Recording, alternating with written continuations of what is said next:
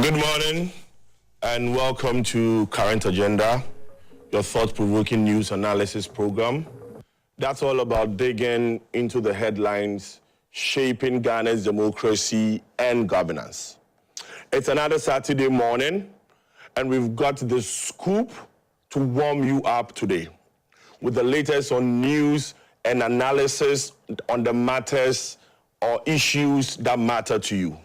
Today, the new patriotic party, the NPP, is holding its National Delegates Conference at the University of Ghana, focusing on building the party's base and standing on its core values like the rule of law, individual liberty, and democracy. A major constitutional amendment proposed by the Frank Davis Committee to modernize the party's internal structures is on the table for discussion.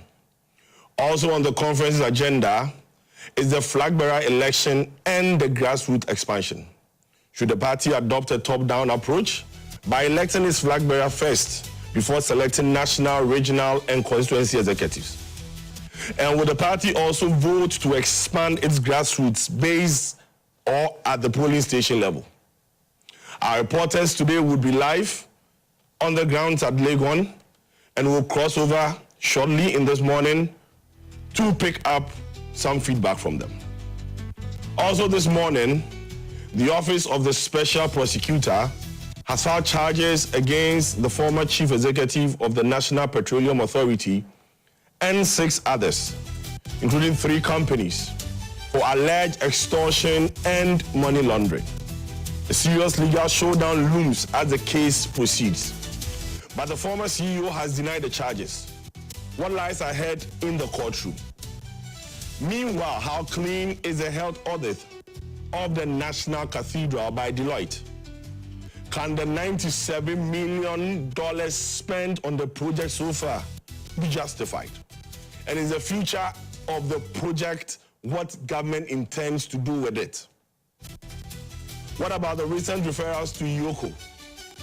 Joseph Yamin and Yakubu Abanga are under investigation for alleged involvement in Galamsey activities.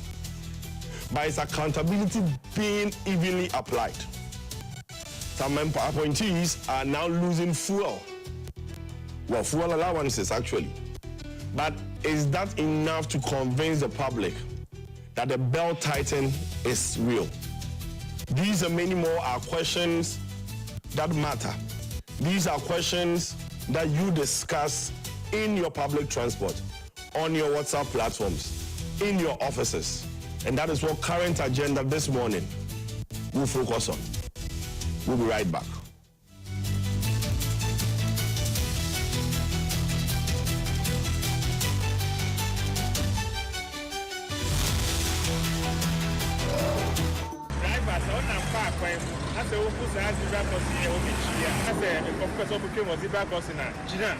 Also making sure that car sign we have some ben shadow pierna kamale karmel bukata namna zamanu tambo zanjanda taliya simple na wanda so daga cikin muhimman rawa na azo a gani da Hausawa suka taka a cikin wannan ƙasa shine kafa zangonnai da suka zama gimshiki na cibiyoyin kasuwanci da fatauci ko shakka babu shi ke karfafa ingantacciyar tattalin arziki da kuma karfafa al'adun gargajiya.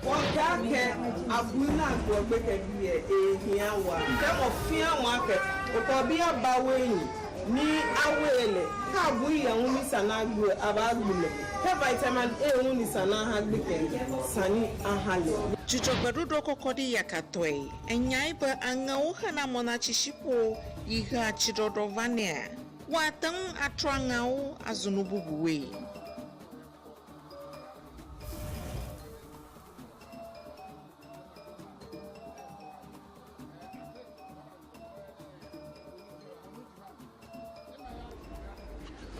Adult education, showing from Monday to Saturday at 5 p.m.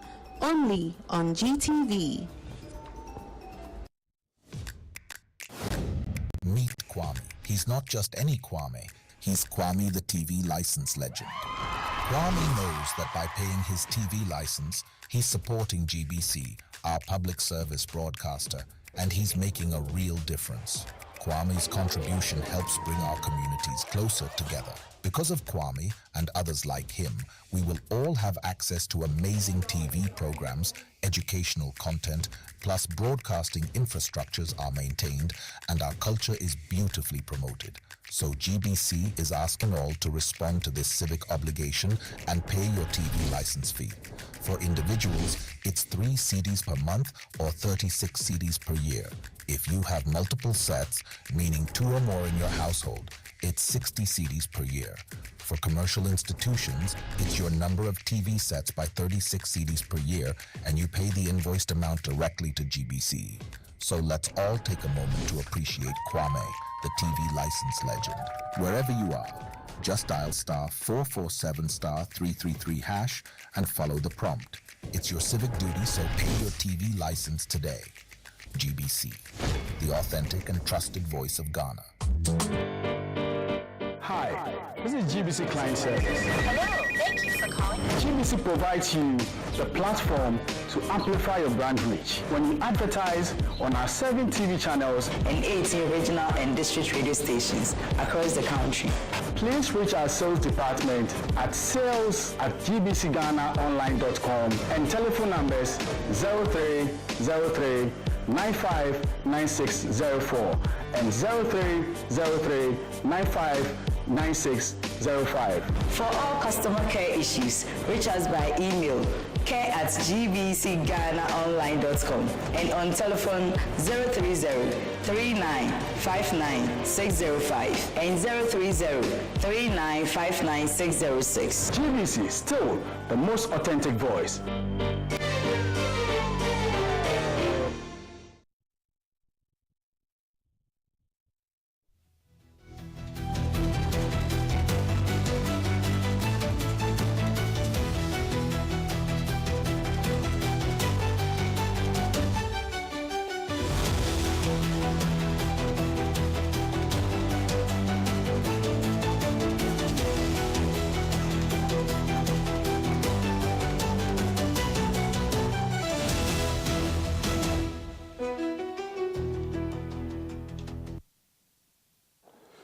Welcome back, and thank you for tuning in and joining us this morning on Current Agenda.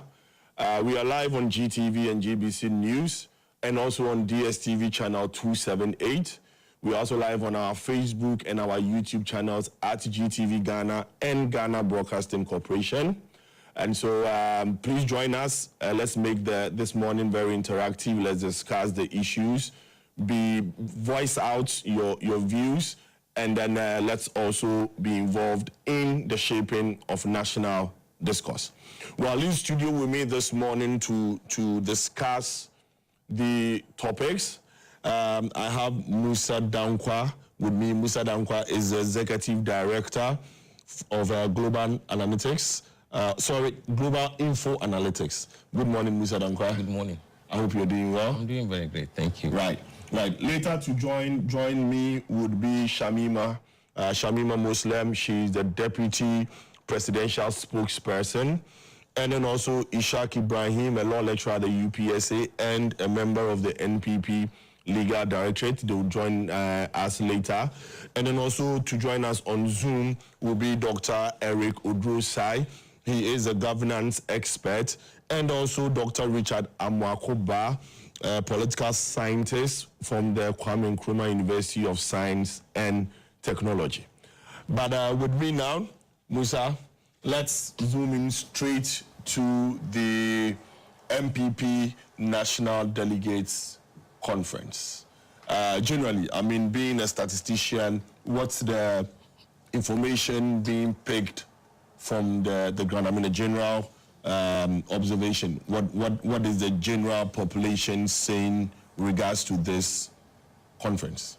All right, thank you very much for having me, and good morning to you and your viewers. I think if you look at the conference, it's been well publicized, and people are looking forward to it. Discussions we've had with people on the ground suggest that people are quite excited about it, and we're hoping that by the end of the day, it will be a very successful one for the NPP. It's much needed, especially after coming out of election that they didn't win. So you need to really mobilize yourself and try and see how you can reorganize the party for the future. We need to have a very strong opposition, and I believe that NPP needs to be strong. And this may be the beginning of the process to make it stronger than it is now. Now, there are few, or I think about 56 or more amendments that is being considered. We'll touch on just a few this morning. But on the grounds, what's the general feeling of delegates on these amendments, these proposals? Do they believe that this is what would bring the turnaround that they expect going into 2028? Do they think these structures is what would position the party to come back as is expected? They are very hopeful that it's a key process that needs to happen. If you look at the committee that recommended these changes, which stem from Michael Quay's committee report, I think they are very hopeful that it could give them a bit of a jolt in the arms so they can begin to really focus on the position or the ruling government and put them on their toes, and also put them in a better position to fight the 2028 general elections. I believe that if they're able to do so and do so very united and together, it should lead to a stronger NPP than we've seen it now. Right. Okay, so we have Shamima. Shamima joined us. Good morning, Shamima. How are you doing? I'm very well, and congratulations to GTV. Thank you. It's been a long time coming, but we're happy that finally GBC has thrown its hat into the ring of the Saturday current affairs show. So I'm happy to be joining you on this second episode. Right. Coming from government, we are happy, and thank you also for making it. Thank you. You know, it's been a busy week for you with the accountability series. So to wake up this morning and get here, I nearly didn't make it. We thank you for being here. I did everything to get out of it, but Felix just won't allow me. Right. Ishak. Yes. Good morning. Good morning to you. How are you doing? I'm doing quite great. Right. This morning is a busy morning for the MPP. Very special day for the MPP. Yes. Yes, it is. It's at least we've pulled you out, but we know even though you are here physically. Yes. In spirit, you are there. Thank you very much. Good morning to my sister here. Yes. I think we are meeting for the first time. Yes. And for Mr. Damkwa, it's an old and good morning to you all. And then, of course, and the good people of Ghana. Thank you. Yeah, thank you. So I'll come back to you shortly. I'll give you a minute to settle in. So, Mr.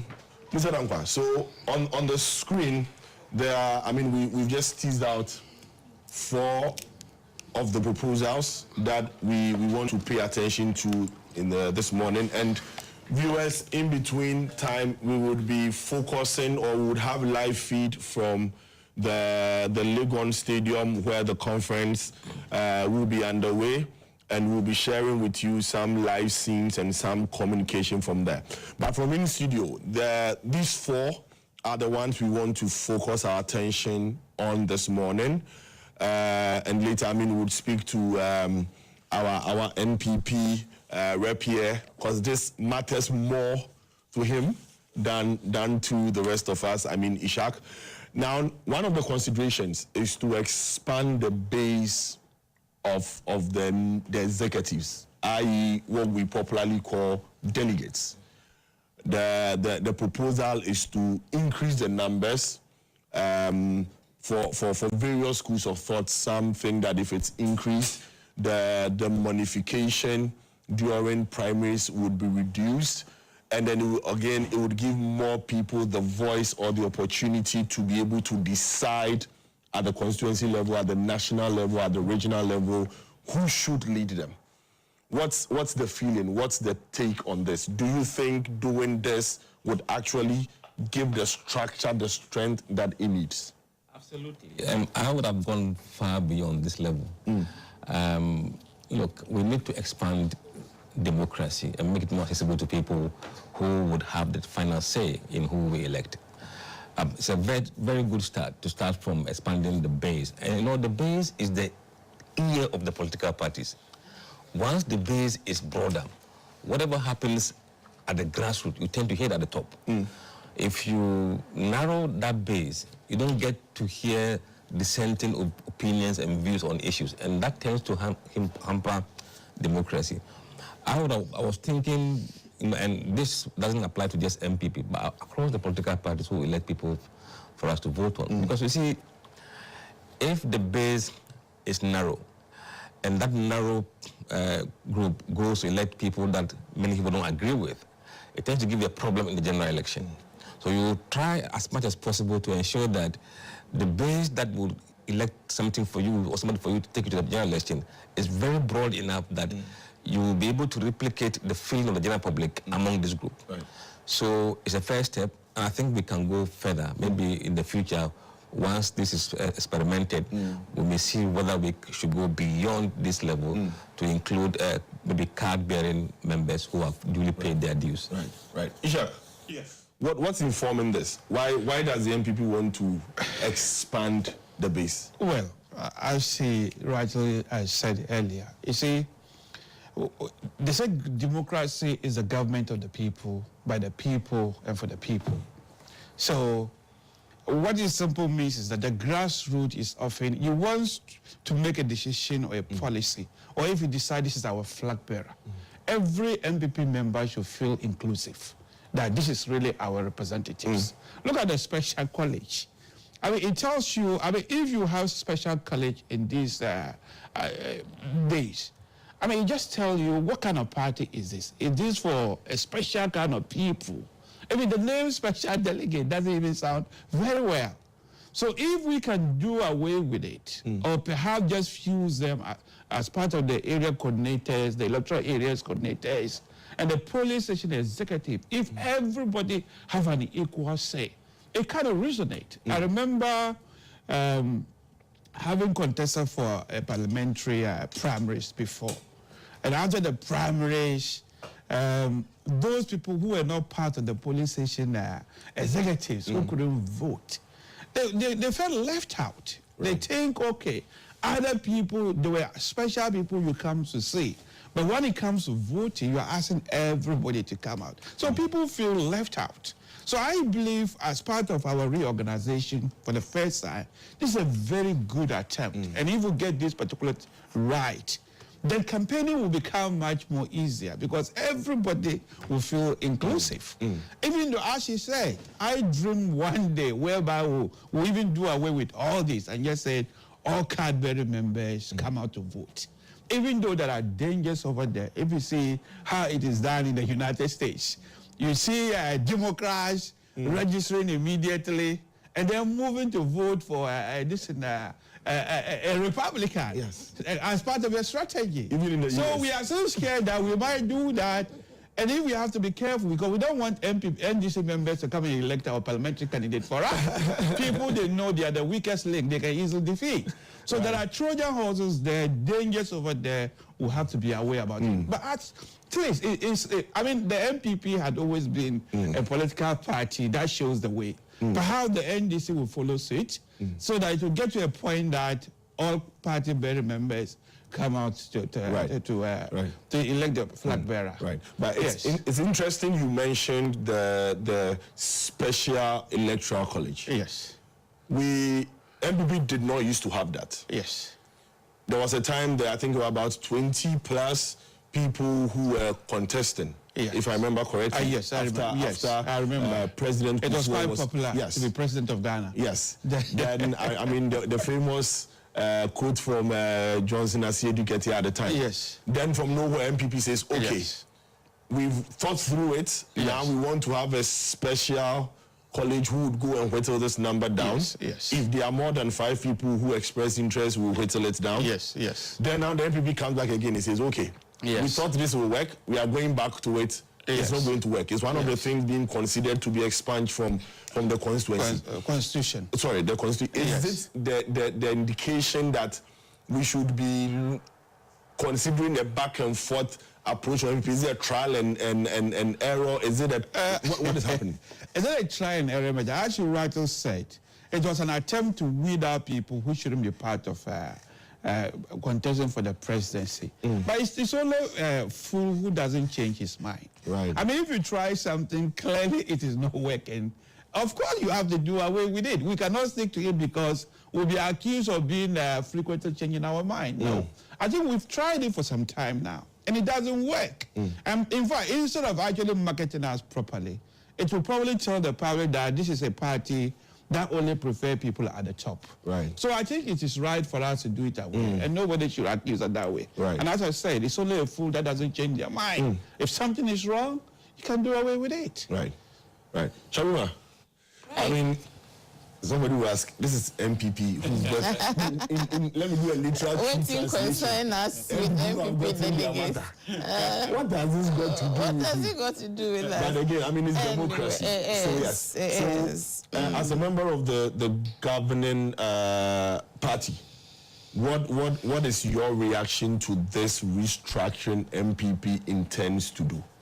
Right, so good morning to your viewers, good morning to everyone who has joined us this morning, and congratulations to the New Patriotic Party. I think that they've gone through a number of hurdles to come to this point, and I'm not sure the hurdles are over yet because, you know, right up to, as at yesterday, there were reports of injunctions being sought to stop the process from going on. I think the challenge that the NPP is facing now that all political parties must look at is the challenge of running a consultative process. You know, obviously, this Congress is supposed to cure a certain problem which has been occasioned as a result of the massive defeat that the New Patriotic Party experienced in the 2024 elections, and what would look like an implosion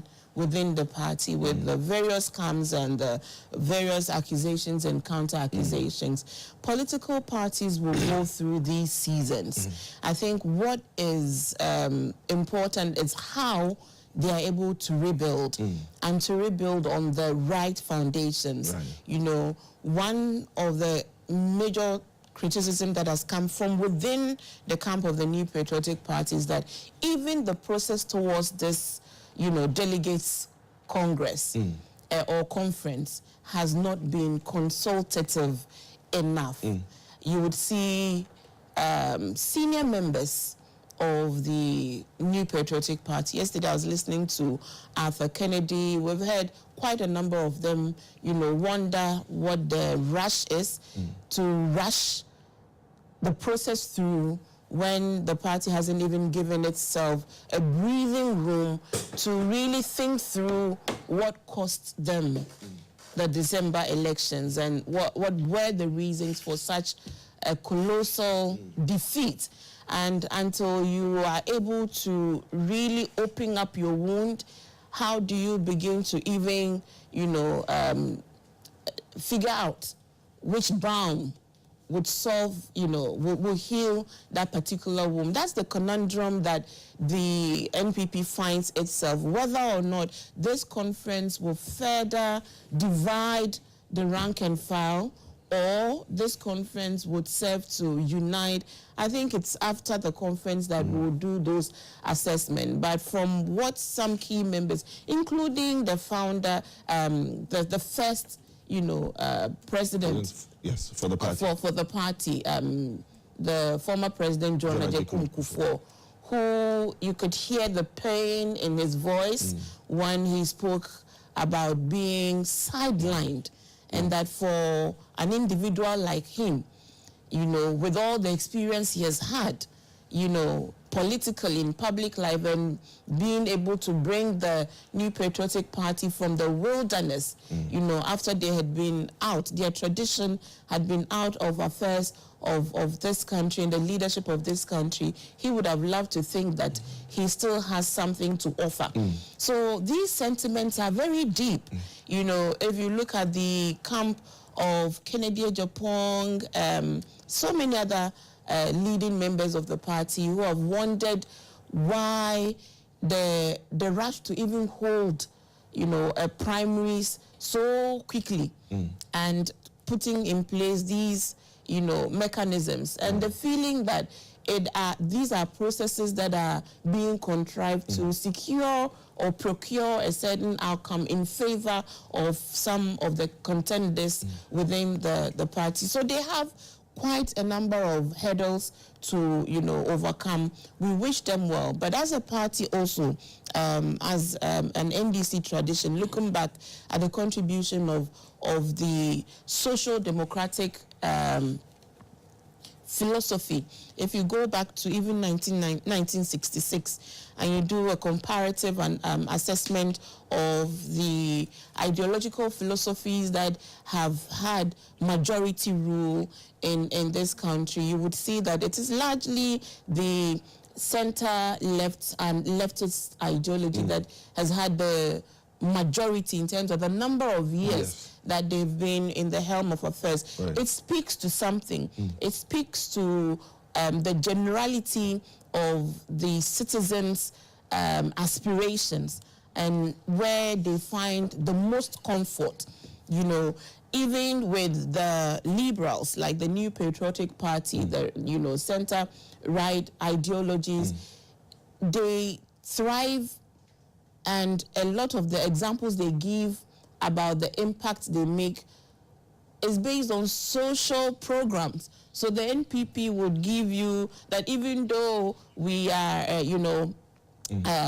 liberal democratic philosophy, we believe in the right to allow the market to operate.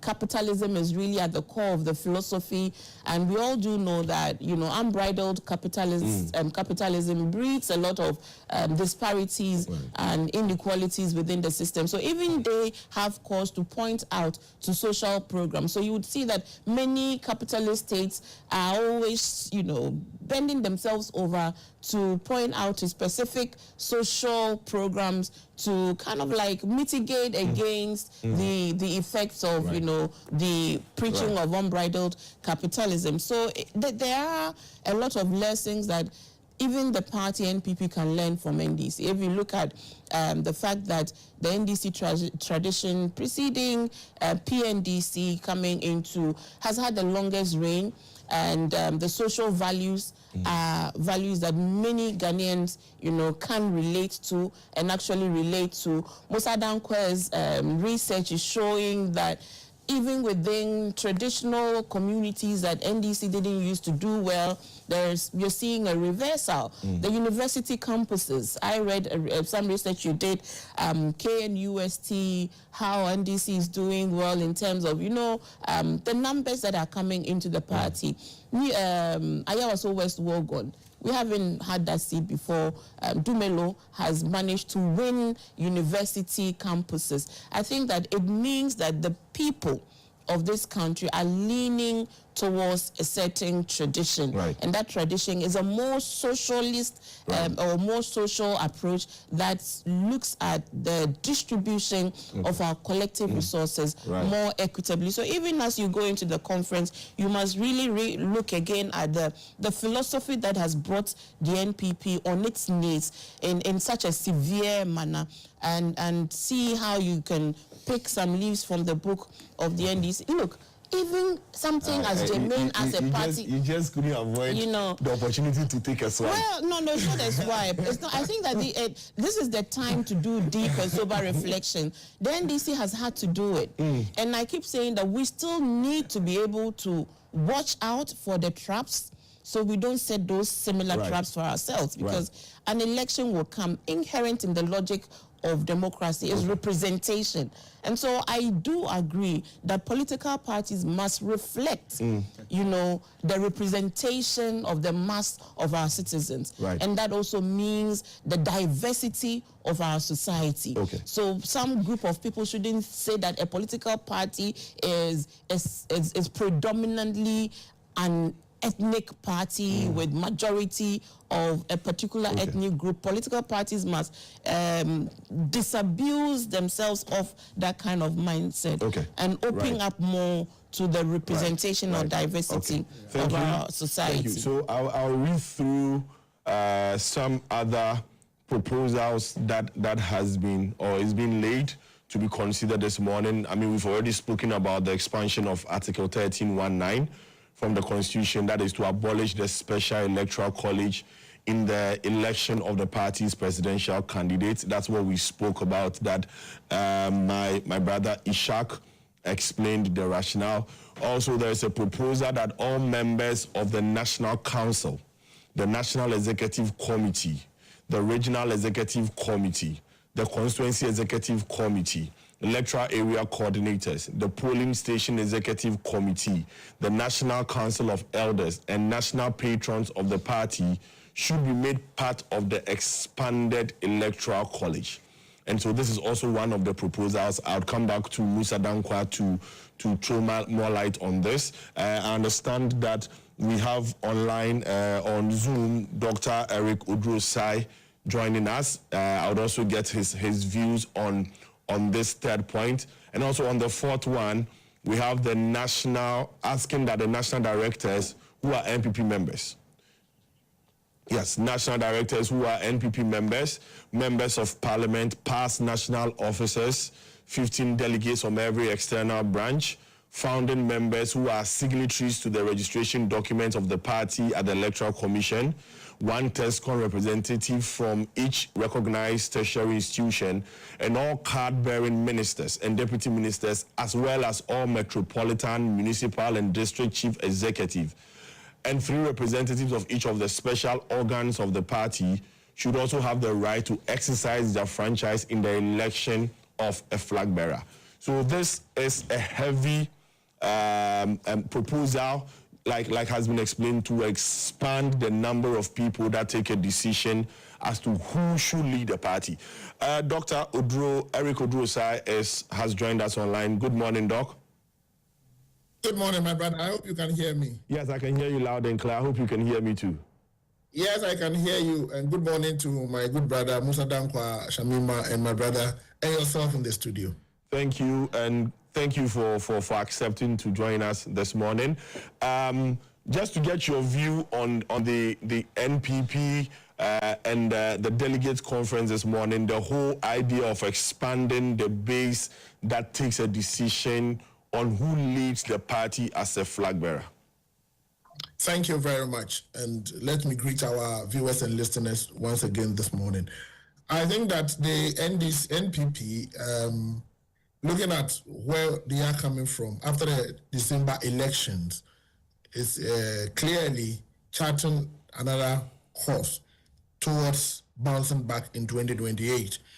And you see, we are not in normal times. I think that if the NPP thinks that they are in normal times, then they will do a sad mistake. We are not in normal times. And once you've lost an elections like that, you have to strategize. And if you are not in normal times, you can only do abnormal things to get back to normal. NPP, we know, have done a review of their performance in the December elections. The reports, though, have not been published, but snipers of the reports points to the amendments they want to do this morning.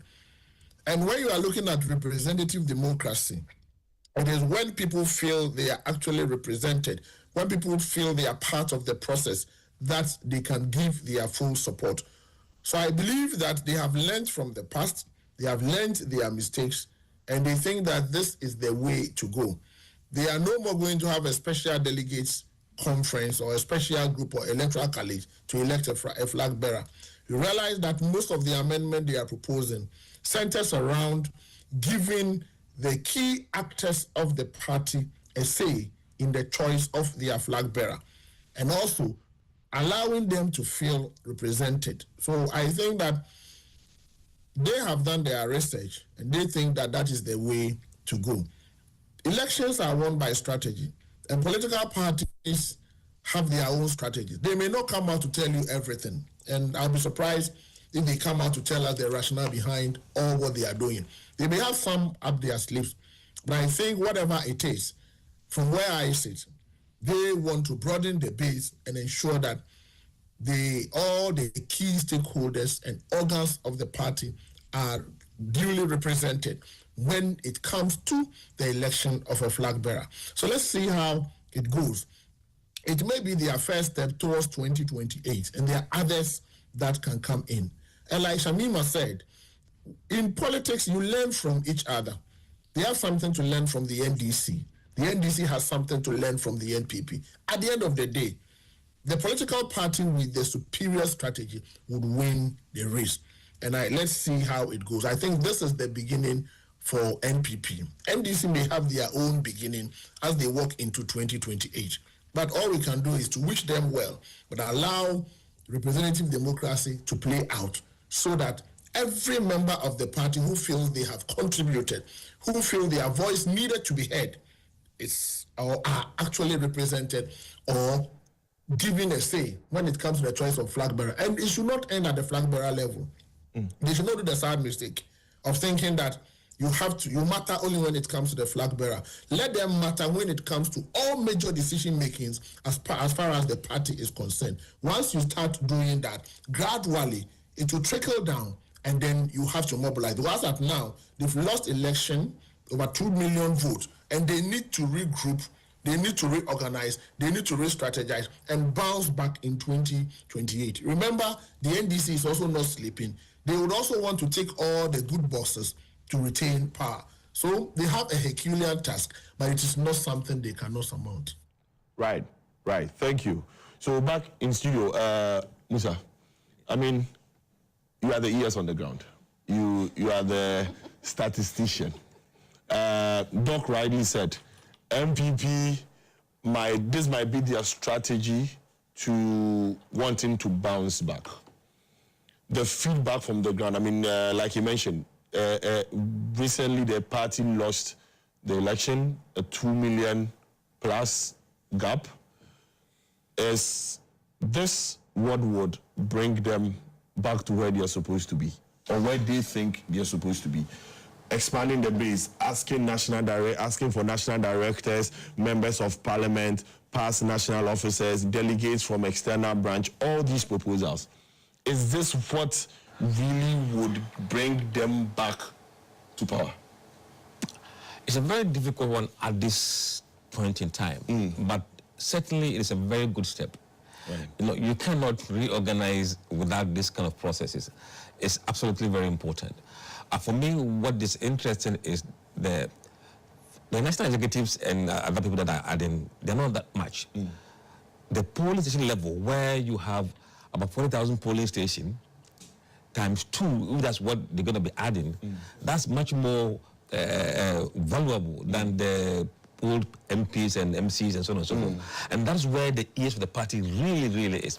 Once that base is very strong and very solid and united, I think they will be in a better place to fight the next election. My problem is, or my question is, when will these changes take effect? That's my problem. If it's not take effect after the elected flag bearer, then I think it will not have impact on 2028. Right. Explain that. Because you see, the thought and feeling of the current system, people who are kind of not happy now, if it doesn't happen now, it will not feed into the decision that they're going to take right now. Those who are aggrieved will still be aggrieved even though they've elected a flag bearer. Right. So, and that's the problem, and that's why people are saying that, look, the top-down approach is probably the wrong way. If you start building from the bottom, then this guy will say, okay, we have been empowered now. We will not take part in deciding who becomes the flag bearer. And for that matter, when the time comes, we can't sit on the fence. If that doesn't get done well, a lot will sit on the fence. Interesting. So the timing, the sequencing is very important for them.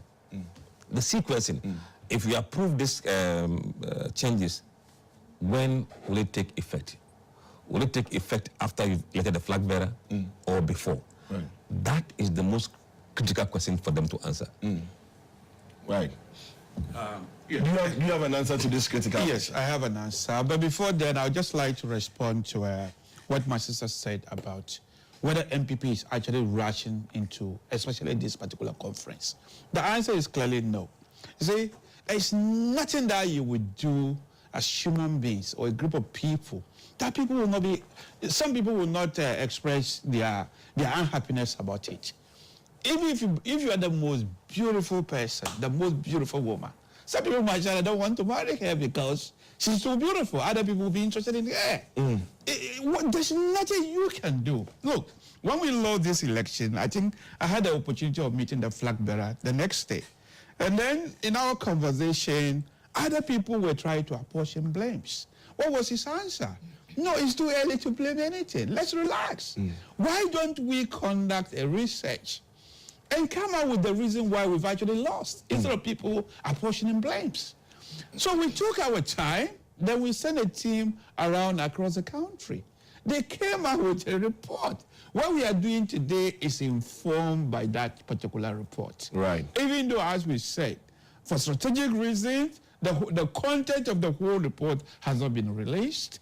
I don't know the reason why, but I believe it's for good strategic reasons. It has not been released. But we know, as the writer said, what we are doing today is informed by that process. I think she mentioned President Kufuor, but I mean, nobody doubts that President Kufuor is holding high esteem in our party. In fact, some people believe he's probably the best president in the Fourth Republic. So NPP members rightly love him. I don't think what he was saying, he was sidelined. It's in reference to this particular conference, no. So that one, let's clear that particular part. Nevertheless, the party has formed a team to engage with him. I understand he's currently in London. If possible, they will travel to London to engage with him. We are a listening party, and whoever expressed sentiment will do. After the injunction, I mean, you would have read that it was a fake injunction, because Shamsuddin is one of my good friends. He's also from my constituency. He denied. He's not even aware of it. So you would have seen yesterday that it discontinued. There was no need to even go to court to fight it, even though as a member of the legal directive, we were prepared to go to court. But the people who put it forward, discontinued it. It was a fake one. Perhaps we know where it's coming from, our opponents. Who knows? Or somebody who is interested in the conference not being successful. Because I don't think... perhaps. Well... Your opponents have no interest at all. You know the spirited, conversations that are happening within you. But then if you want to do it, why don't you do it legitimately? You don't fake it. Ask your own party members. You don't fake it. But as I said, there's nothing that you do, everybody will be happy. At the end of the day, you just have to carry the majority. As for what my very good friend Musa Dankwa said, that the reform should start from, it should take effect if it has to have impact before 31st January election. Is that not your point? Yes, I hope it takes effect, but I believe our loss was not attributed so much to the way the presidential candidate was elected. Most of our unhappiness was also down to parliamentary elections. You see that? So, as I said, I ran for parliamentary election before. The presidential election, the campaign is done mostly at the constituency level and the regional level. Presidential candidate does not go to the electoral areas. So most of this unhappiness that was expressed was parliamentary candidate.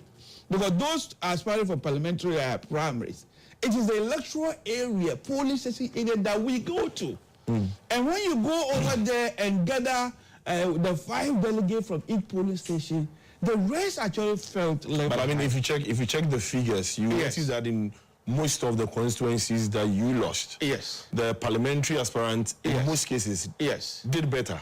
Well, not most cases. I've not taken a clear look. Perhaps he's been doing research in that area. But what I've seen from my part of the country, in fact, the presidential candidate results appreciate. You could even see that, well, you can see, but I believe the parliamentary had an impact. But I hope that the changes effected before the 1st December election. But I believe if for some reason we are not able to do it, I don't think it's that fatal as it seems to suggest. Right. Yes. What is the reasoning behind this so-called top-down approach being pushed to be the order? What is the reasoning behind it? Well, you can say, as you said... From everything we said, we keep saying that the base, the base. That's all we've been saying here. That's true. Dr. Osei has said it. Musa has said it. Shamima has indicated how strengthening the base for them, has gotten them seats that they never had before. Ayawaso West, Wogon, the students are now tilting towards that side. So the base. This is saying that let's do a top-down. What is the rationale for behind my it? sister Shamima, don't worry so much about it. If we get it wrong, she's going to benefit. So it's actually for her benefit. Don't worry so much. She's re-echoing what... I don't want you to get it wrong. If we get it wrong, strong democracies are built on strong parties. Yes. So your party must remain strong. When your opponent is giving you advice, you have to be very careful about it. If the position is not strong, that would keep the government on its toes. Okay. So it is in their interest to get a strong opposition so that they will do better. So that they will continue to be in power. So not necessarily to get you to lose. But then back to the question. But unfortunately, and contrary to you, I prefer the top-down approach. You can see before the outcome of my Quay report is even made open, there have been several allegations, and some of these things they're just ridiculous. Like we began to tear down each other because of people who are interested. You see people pointing to religion. Are you saying that myself, who is a Muslim, Shamima, who is a Muslim, should never be given the opportunity to be a leader of this country, simple for the fact that your religion is a stumbling block? And as I even said, I don't believe religion plays so much role in Ghana. Ghana is not a Christian or a Muslim country. Even the Constitution writers say we're a secular country. I don't believe our everyday decisions are really guided by our religious principle. If it is, then Ghana will not be one of the corrupt countries. Because both Christianity and Islam frown upon what they call it corruption.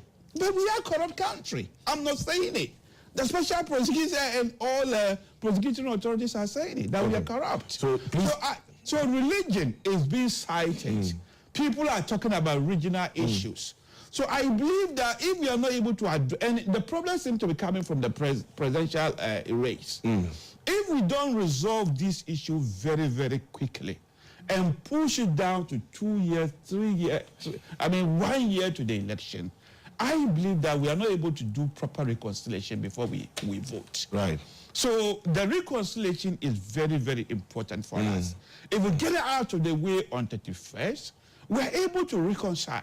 Even the NDC, who did it almost a time ahead, one of them was so angry that he left. You have to send people to try to reconcile. Okay, but Musa is saying, Musa is saying that if all these reforms you are looking at doing would not take effect, and Musa, correct me if I'm wrong, before the election of that flag bearer, it will take effect only after.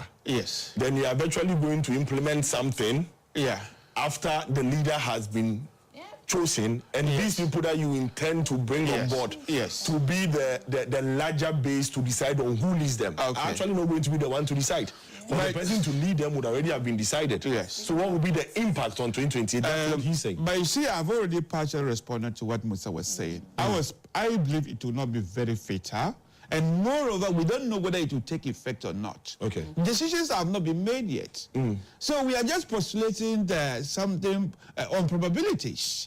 So the decision has not been made yet. I mean, life is service on probability. But the appetite is very high. But as I said, the presidency, I hope the changes takes effect. But if it doesn't, I don't think it will be that fatal. There are some people who even oppose the reforms, that we should leave it the way it was. Some people, you can see at the injunction is telling you that you are going to change something somebody doesn't like. And therefore leave it the way it is. No, but for the injunction, if that injunction is true, what the injunction seeks to say or is saying is that the Constitution requires certain actions to be done before you do a national. There should be. No, I don't think it's in breach of any constitutional principle. No. NEC has the power to make a decision. The merits or otherwise of the injunction is not what we are discussing. But just to put it on context, that it might not necessarily mean they don't support the reform. But it was the procedure that the injunction sought to correct. In fact, if there had been constitutional breaches, those people who are unhappy and they want to fake this injunction would have probably gone ahead clearly and said, no, so provision of the NPP Constitution is being breached, and therefore you cannot go ahead. Right. So I don't think there are any constitutional breaches at all. And it's also, Musa, are you suggesting that if we were to do as you say, is winning guaranteed? I don't think so. It's still it's still an opinion he's saying. If we do exactly, let's assume we take Musa as our consultant and we follow nothing but his advice. It's winning assured. When do you intend to do that? I said, let's assume we do that. It's winning assured. No. Winning is not assured. Let me say something. Right? I think that Ishaq is positing that the end should justify the means. But we know that in politics, the means is as important as the end that you seek. And to the extent that you are denying the base of the party that you are telling us you want to empower, the opportunity to decide whether or not they want the group of leaders who have failed them and brought about such a monumental, embarrassing defeat to the NPP, you are denying them the opportunity to decide whether they want this same group of people to be at the helm of any reorganizing, not only at the base, but significantly to be the ones that organize the processes towards the election of a flag bearer. When the same candidates are at play and the same issues are being regurgitated, you know, concerns about attempts to unnecessarily influence the procedure to secure a certain procured outcome. So that is a very dangerous thing to do to yourself. Allow the grassroots, this base that you're speaking about, allow them to decide at the base which sets of leaders. Maybe they will decide that they are going to vote against all current executive, you know, and elect new executive towards the final goal of the election of a flag bearer. Right. But here you are proposing to them that trust this group of people who have breached your trust in terms of their inability to lead your party to victory. Trust them that they will do the best job towards organizing a flag bearer contest. Mind you, trust is not a noun. Trust is a verb. Trust is built upon actions, observable conduct, and a certain character that, you know, now proves that somebody has learned lessons. But when the conduct, the actions are all speaking to not having actually learned, so you're still preaching that you're listening, but you're still doing exactly what you want to do. This decision that you have taken, maybe today we'll test it, whether it is a majority decision. If you say you did a good job of consulting before arriving at these proposals, I think today's conference should be able to give the party a certain sense of what the base thinks. But you know, a bigger picture about the base. I think that moving forward for all political parties, we must be interested in not just the base, we must be interested in an informed base, an educated base, a literate base. Because I think the threat to our democracy is also how our base is not rising up to the occasion. And I'm not saying only, I'm not inferring a lack of formal education.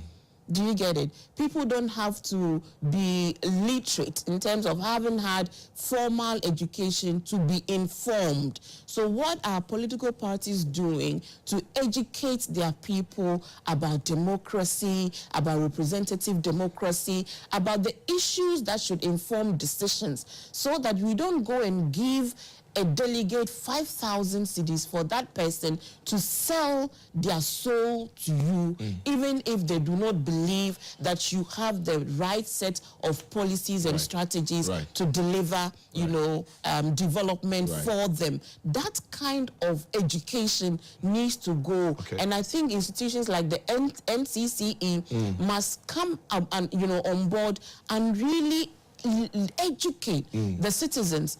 And whilst we are at it, of course, literacy is good.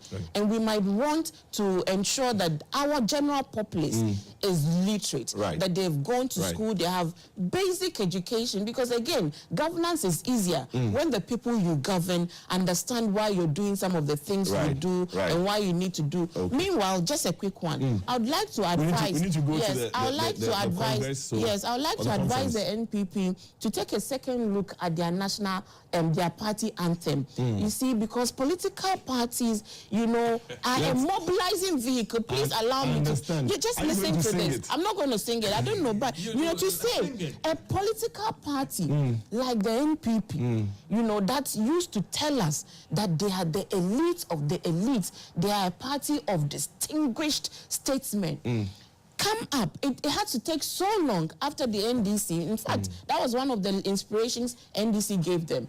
The NDC national anthem, party anthem, the NDC party school. You know, how many years has the NPP been in our democratic space? It has to take this year for them to announce a party school. It's good that they are learning these lessons, but I think that they could do better than saying that we are the new patriotic party. The elephant is our winning symbol. We have won to save Ghana. Please, I think that this party anthem is not rallying, is not inspirational, it is not motivational. When we come back, you would if you explain to compare us it why the end, yes, so. I will tell them. So we'll take the live feed from the conference. Our reporter Gifty AJ is live. So Gifty, can you hear me? Good morning. Good morning. Good morning. And welcome to the University of Ghana Sports Stadium. And this is where the National Delegate Conference of the New Patriotic Party is taking place. Obviously, this is another opportunity for the party to re-strategize into the future. And as I speak to you, we're currently at the entrance of the University of Ghana Sports Stadium. And we can see quite a number of people, delegates, supporters, all of them trooping in here to be able to be part of this all-important program today. But quickly, let me go to some of the supporters and let's see how prepared they are for today's event and which regions, constituencies they are coming from and their expectations. So come along. Hi, my lady. Good morning. Good morning. What's your name? Which region, constituency? My name is Mutia from Tamale. Okay. That's why Tamale Mutia Mbon. The Gov't Delegates Conference, my name is Chanisham. The Mibaya. There's a Tabia Swanti. You know, the Kanaka, the Lena Tabata Zanti. It is still possible. It is still possible. Thank you so much, my sister. Oh, hello, good morning. What's your name, constituency, and also region?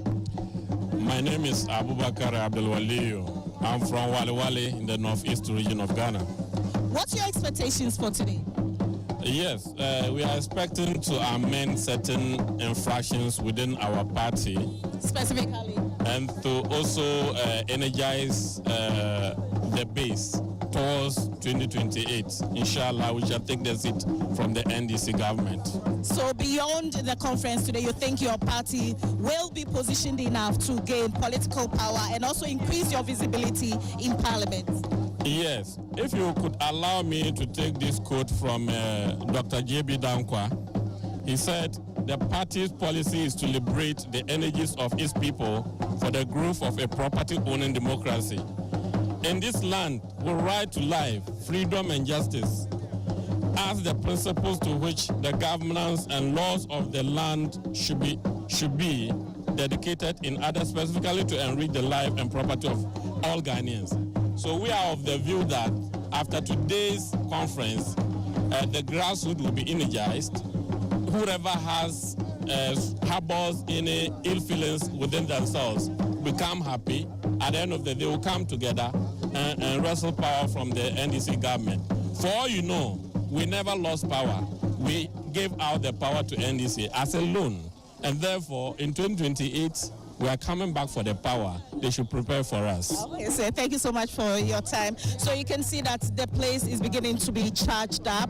We have quite a number of supporters and delegates here at the University of Ghana Sports Stadium, and the objective is one, to be able to take part of this National Delegates Conference of the party. I have another supporter here. Good morning, sir. Your name and then your expectations for today. I'm Kojo from Trouble Constituency, Greater Accra. Okay, expectations? Now, as you have been saying it, they said rebuilding. And it's true, we have to rebuild the party to bring the trust back.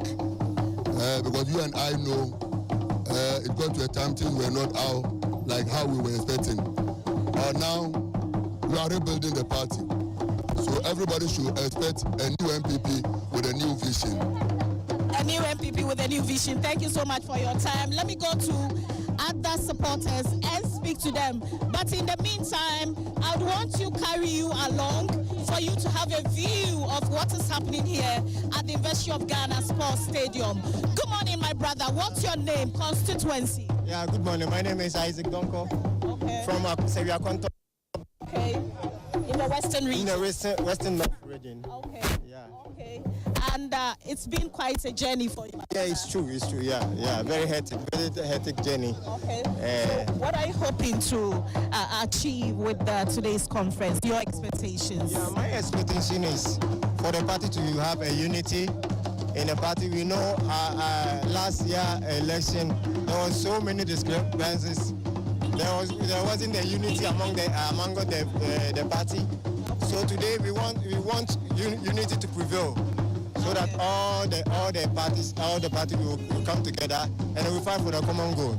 Common goal of the party. Yes, please. Thank you so much, my brother. We are so grateful. Thank you. And we coming to you live from the University of Ghana Sports Stadium, and this is where the National Delegate Conference of the new patriotic party NPP is taking place, and you are speaking to some of the supporters and delegates, finding out their expectations for the day, because we've been told that. Okay, so thank you, Gifty. We'll get back to you as and when we get interesting things or feed to share. But back in studio, Shamima. Yes.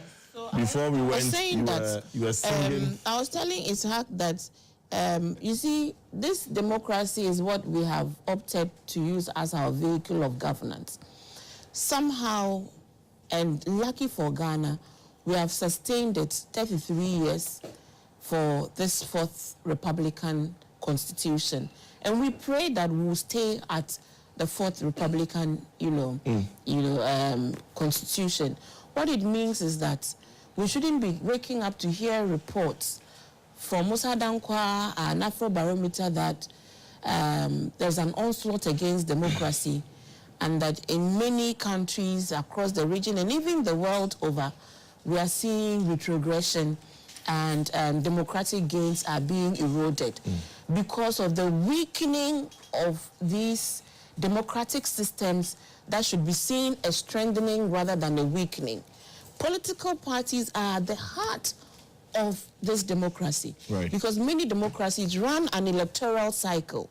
One party comes, another party goes. So the strength of our democracy is based on the strength of our political parties and our other electoral institutions, like the Electoral Commission, for example, like the judiciary, which is expected to deal very, swiftly with, election disputes, so that the trust in the system can retain. So political parties must be interested in strengthening themselves. And at the base of it is the philosophy, because we keep on saying that the ideological debates are becoming blurred, and that right now many governments are more pragmatic than ideological. But you would agree with me that anything without an ideological foundation and philosophy would lend itself to the vagaries of the wind. It should be that when there is confusion, you go back to your source. You go back to your anchor. What is that anchor? And soft things like party anthems or pledges no matter how insignificant you might think they are so very important. Because when you attend an NDC program and you have our cadres around, you have senior members around, and they play the NDC anthem, it's like a spirit descends into the room. No, I'm telling you with all seriousness. And you know, when after you sing it, even with the most contested of issues, you are reminded of the thing that holds you together as a unit. For example, let's listen to the words of our anthem and compare it to the words of the NPP anthem. So we say that, arise, arise for Ghana, you ye patriots of the land, towards secure future, development our goal. From victory unto victory, the NDC shall lead a stable democracy. Ghana, our strength in unity. Compared to we are the new patriotic party. We are the new patriotic party. The elephant is our winning symbol. We have won to save Ghana. You have just lost an election. And anytime you get to a platform, you are singing, you have won to save Ghana. I think now they will say we shall win to save Ghana. So even that, you are just you are even yet to accept so I think this defeat. Your My issue point is the push train that comes with the song. They must put on the agenda a review of their party anthem. Before I go to Dr. Sai online, Isaac agrees with me. He agrees with me. In 2 minutes, then I'll go to Dr. You Sai can see online. my sister is singing the NPP anthem. I'm actually surprised. The spirit of the day today has descended on her. The spirit of the day has descended on her. But I think she's making a mountain out of a mole. You see, as you said, party ideology is not really emphasized in Ghana. When you were giving me the beginning, you were mentioning about the center left and then the center right. Just go out and do, most of them, this is a job for you. Go and ask people in Ghana whether they really understand this. But you it's for this reason. It's for this reason and it must guide everything you do. It is for this reason that NPP has actually established an institute to train some of these our members. Which the NDC for example, did many years ago. Let me come.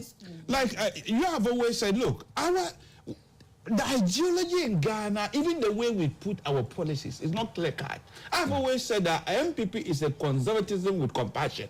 This is why we had the free education and whatever. But if she is saying that we should change our anthem, which I believe is unnecessary, listen to the national anthem of Great Britain. God save the Queen. The whole country is left out. Because they believe that God, by saving the Queen, will save the whole country. There are more lyrics in that anthem than God save the Queen. The anthem can be flexible. If you are in position, you can say we shall win. Right. The national anthem of Great Britain has just changed from God save the Queen to God save the King. So you are making a mountain out of a mole. You really believe this from your heart? No. But I mean, just look. I've just pointed to you elsewhere how an anthem can be very flexible, how anthems center around even an individual. And then we explain to you that by saving the individual, you have to save the country to save the individual. Right. But let me point out something we didn't point out about the reform that we are bringing. Okay.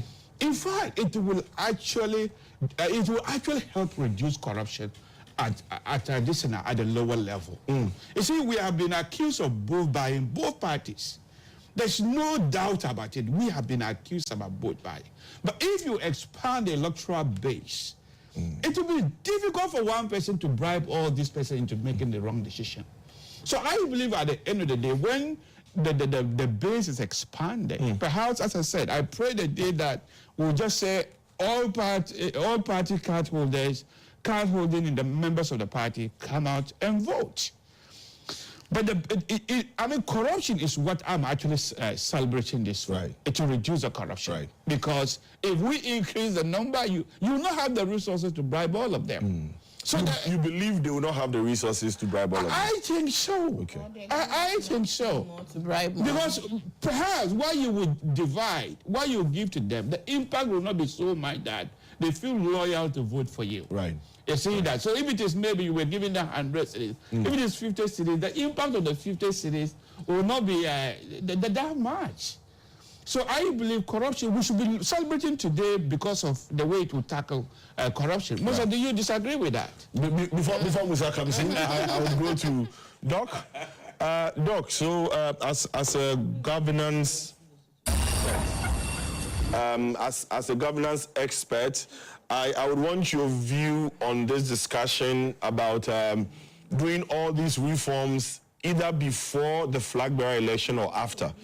If it's done after, is it not just part of a ploy to consolidate the power at the top compared to doing it before and giving the people who deserve the voice an opportunity to choose somebody that they really believe would lead them right in 2028?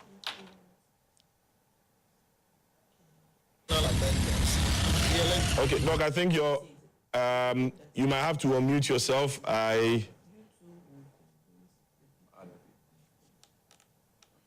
Hello, Doc, can you hear me? Right. Okay. Doc, can you hear me? Can you hear me now? Yes, I can hear you, Doc. All right, okay, thank you very much. Let me put my legal cap here. You see, once amendments are made, it does not take retrospective effect. It takes retroactive effect. So for now, what is on the table is the amendment. Let's see how it goes. Whether or not it will take effect before the election of the flag bearer is another matter. Though they have announced the flag bearer election date, I don't think it is cast to stone. So let's leave that one open. But I think that whichever way we look at it, we should give them that benefit because they are in the soup, they are in the boat. They know what will take them to 2028. And unfortunately, they have not published the Michael Kulis report.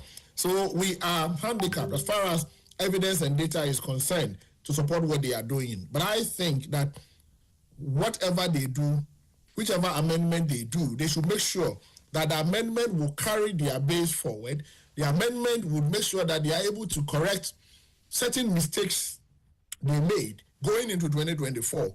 And like Shamima said, they should try as much as possible to carry the base. And isn't it nice to see a government in power or an alternative government singing the anthem of another political party? That is the beauty of Ghana's democracy. And I think that we should continue along those lines. But my personal view is that they should allow this amendment to take retroactive effect. They can also look at the date they have already fixed to elect a flag bearer.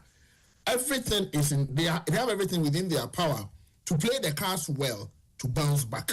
And it is all about strategy.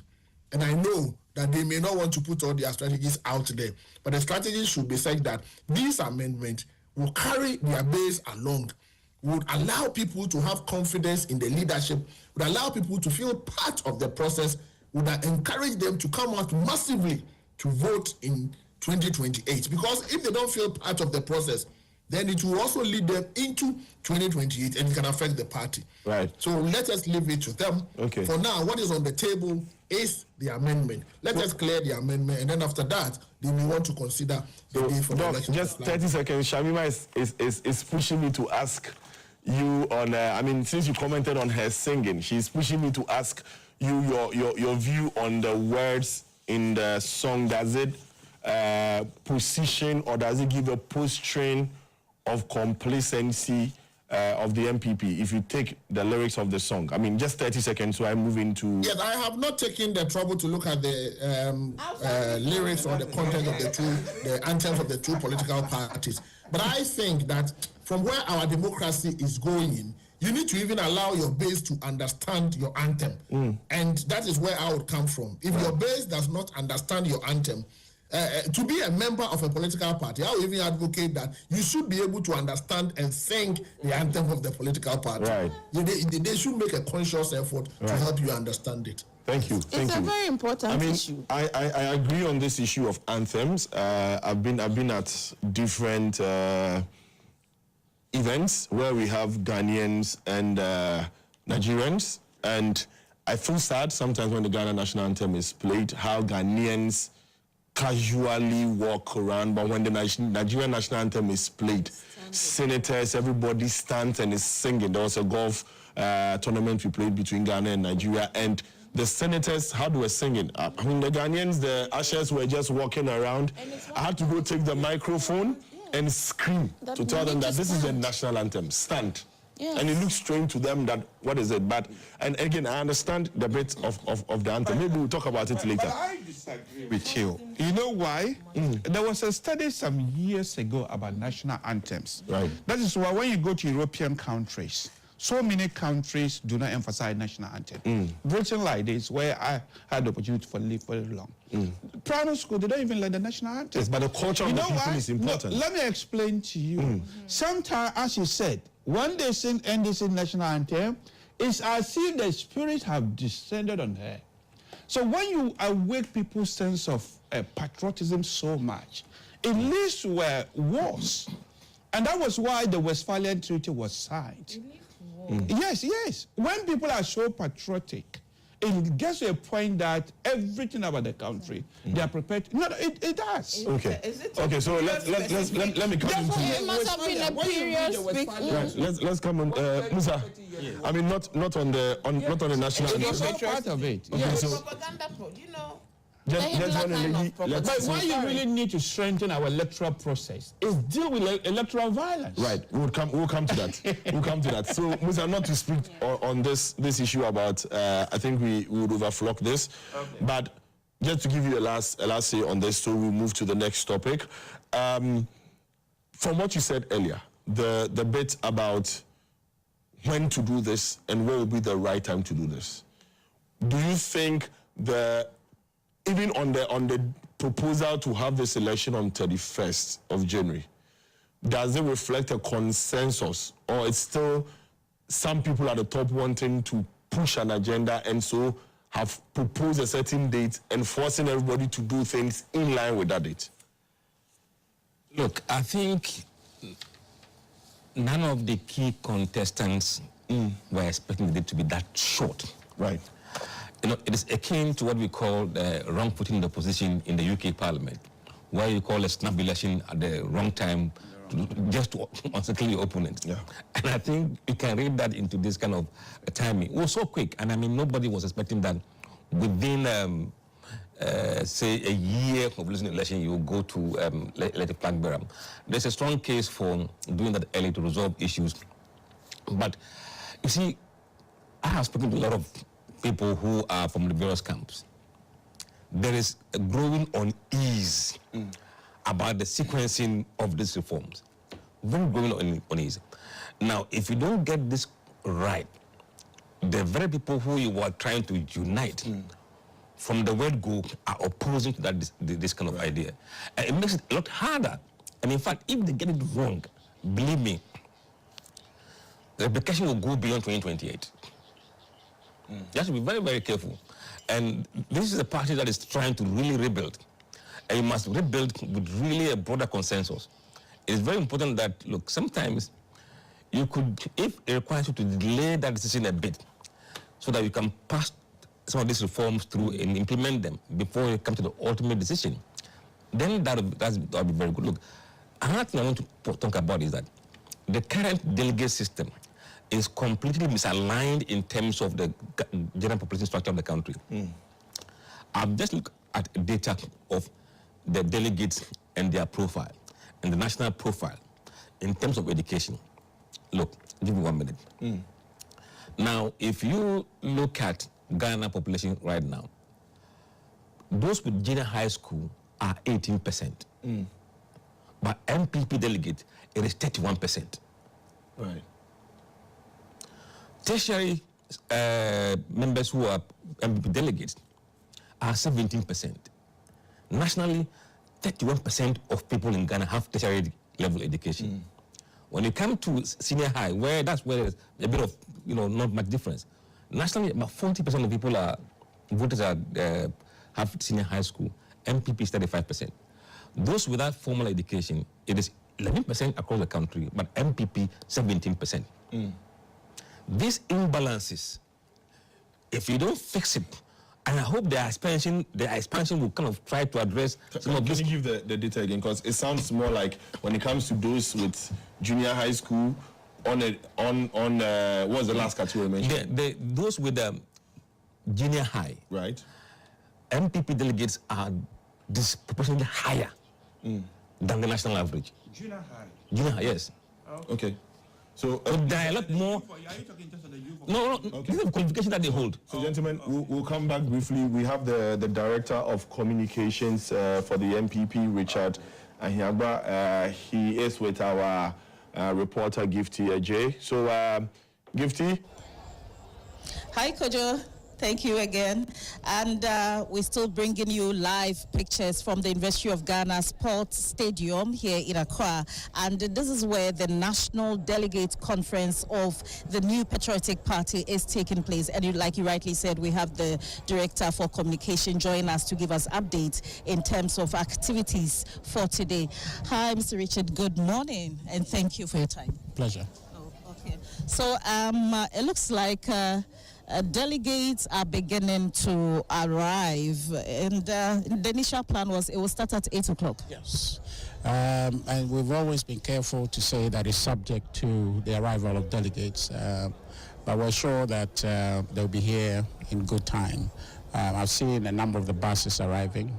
Some of the challenges we're having is how they trickle through security, and so in about now, another 45 minutes now, I think we'll have a full house to start. What should be the expectations of viewers?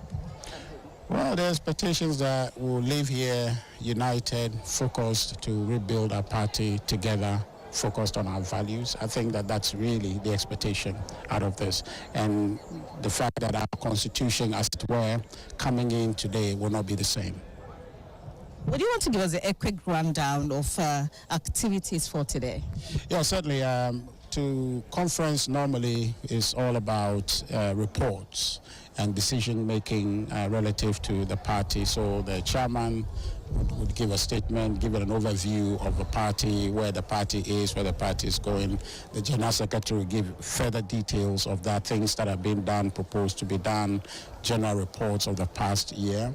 And then the treasurer will come in with statement of accounts, and decisions will be made based on the projections and plans made for the party in the ensuing year.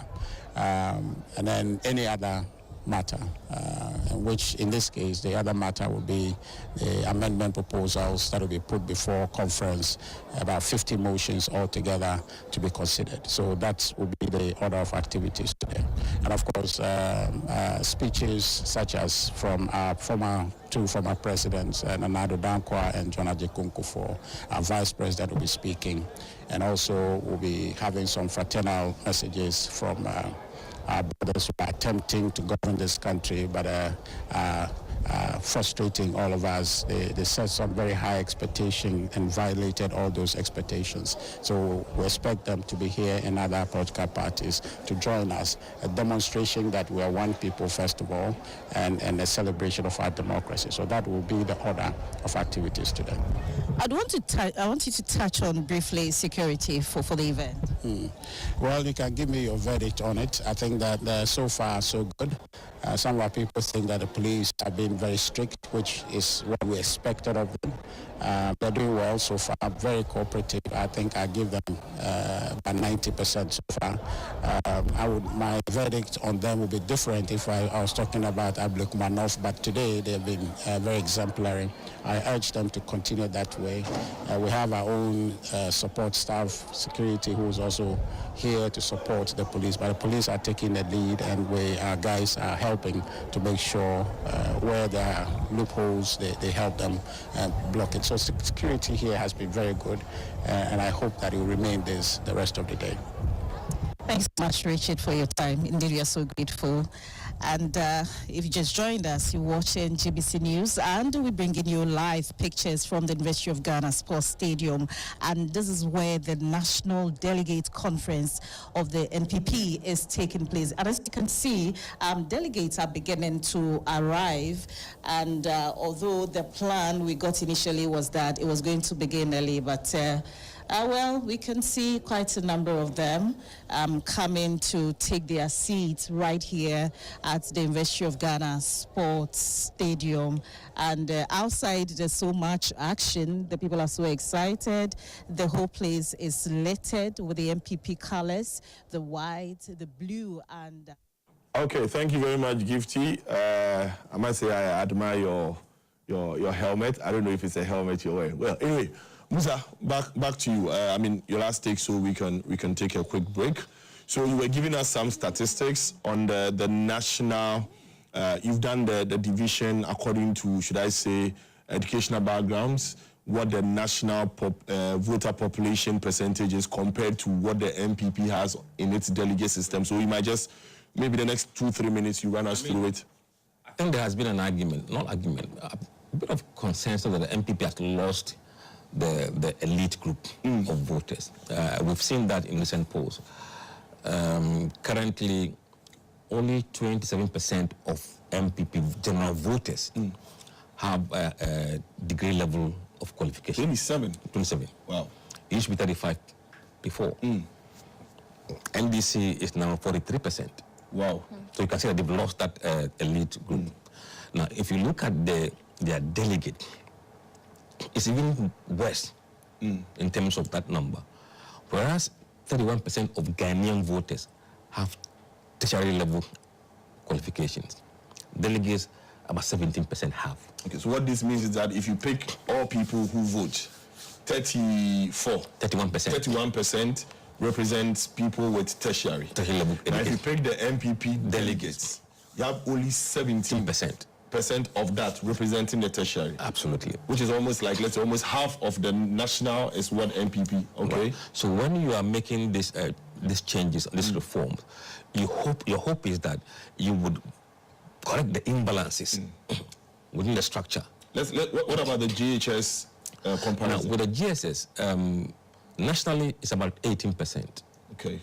Voters who have the GSS level of qualification, 18%. 18. But in the NPP delegate, that is 31%. Wow. So where the NPP has lost in terms of the tertiary, they complement in terms, so they have more of their delegates being GHS certificate holders. Which know where you want them to be. To improve the quality. What I mean, Ishak and Shamima said earlier, that if you need your base to understand your philosophy and reflect exactly in grassroots. Okay. So I think my hope is that the uneducated. Do you have that one? Nationally, about 11%. Okay. But among delegates, about 17%. Still higher. Okay, so if you pick the non-educated and the GHS together, NPP technically has about 40-something% compared to the national of about 20-something%. Yeah. So almost half of the NPP delegates are either uneducated or junior high. Wow. You need to get that balance right. What is the source of this data? That's the NPP delegates. Right. Oh, MPP. Okay. MPP delegate, we did a poll. For so long, we know. MPP's propaganda was that the party was an elite, educated party. No, but this is for Apparently, delegates. But this is it's changing. Do you know it's a reflection. It's a reflection. You know, statistics. It gives you a sneak peek into the broader. From the data. Yes. Right. Okay. Let me just quickly announce that our tertiary education institutions network for NDC, they are doing a lot of mobilization. Handing over is happening across all campuses. So this is the best time to come and join the NDC. Oh, let me know. This is not a corporate organization. It's a political group. We'll pay. But let me just say that to all the young people who are interested in politics, this is really the time to join the winning vehicle. It is the NDC. A social democratic ethos means that we are there for you and it is the right time to join the NDC as a party. Also, mind you, they are now saying that if you don't show years of experience in the party, tomorrow they'll give you an appointment. They'll say, when did you come? Right. So today is the time to go and join your TAIN network, get your party card, work for the party towards 2028, and who knows, you might be the next Shamima sitting here in 2020. Okay, viewers, we'll be taking a quick break. After the break, we'll be looking at the OSP.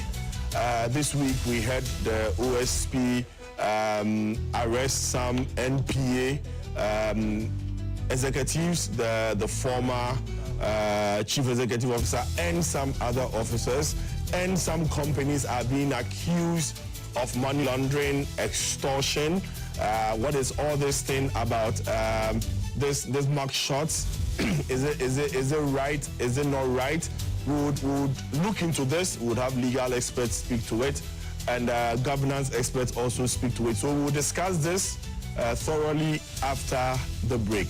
Stay tuned.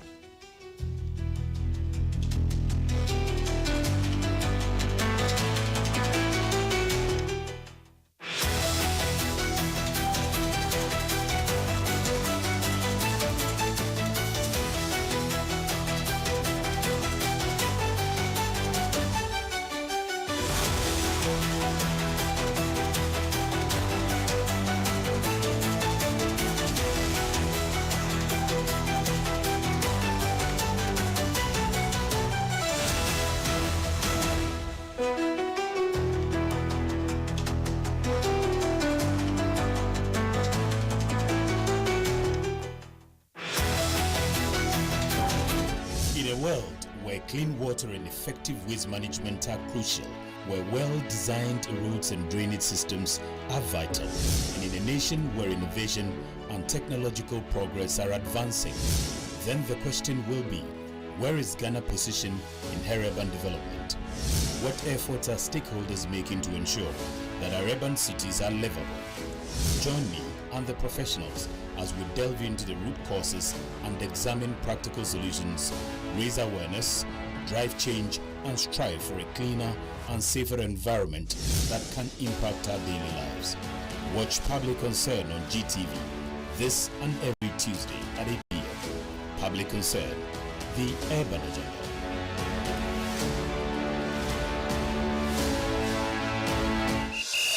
Playing for your country, any easy. Scoring, any easy. Avoiding injuries, any easy. Winning, any easy. But you know what is easy now? Kivo 4-in-1 Gary mix. Easy. It gets everything inside. Gary, creamer, sugar, roasted granules. Just add water and sharp my soakings make ready. Taste and energy, make easy. I'm a match winner, but the real champion is Kivo 4-in-1 Gary mix. Champion taste. This advert is FDA approved.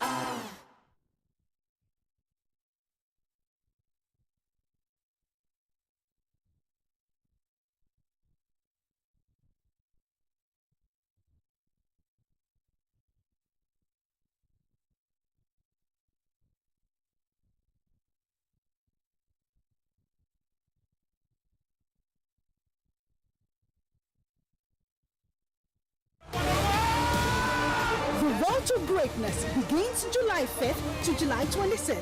It's the 2024 Women's African Cup of Nations in Morocco. 12 nations, 26 matches, 1 crown. They are not just a team, they are a force. The Black Queens are rising. This time, they are coming for everything. Ghana's Warriors returns to the battlefield with power, pride and purpose.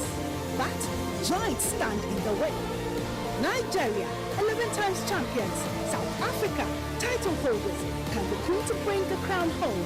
Believe, back them, watch them and all the matches live on GTV Sports Plus, the heartbeat of football.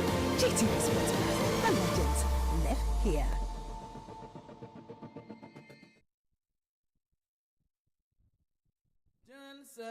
The 59th Annual Convention of the Ahmadiyya Muslim Community, United Kingdom. A global convention promoting peace, brotherhood, and unity across the world. Attended by over 40,000 people, Don't miss the live coverage of this unique event from the 25th July 2025. On GTV at the following times: 1:30 to 5 o'clock p.m. on Friday, 11 o'clock to 2 o'clock p.m. on Saturday, and 11:30 to 5 o'clock p.m. on Sunday.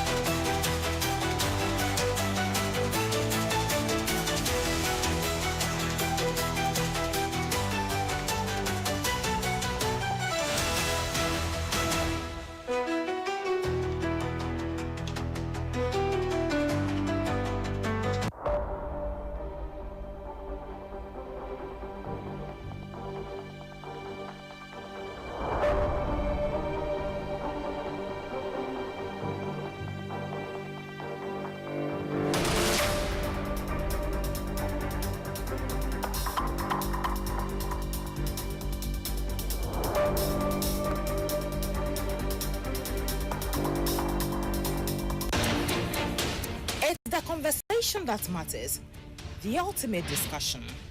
Our panel of journalists tackle all topics from politics to social justice, economy to entertainment. No topic is off limits.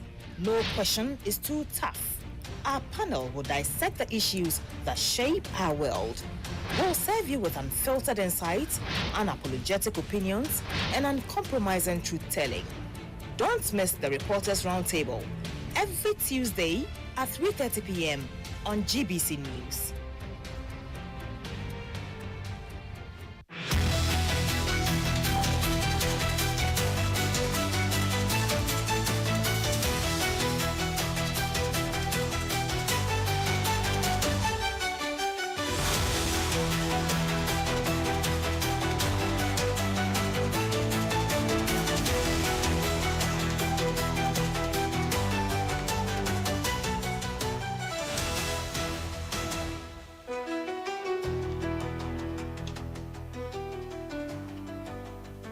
So welcome back to Current Agenda. We are live on GTV and GBC News and also on DSTV channel 278. We are also live on our social media platforms, on our Facebook and on our YouTube channels at GTV Ghana and Ghana Broadcasting Corporation.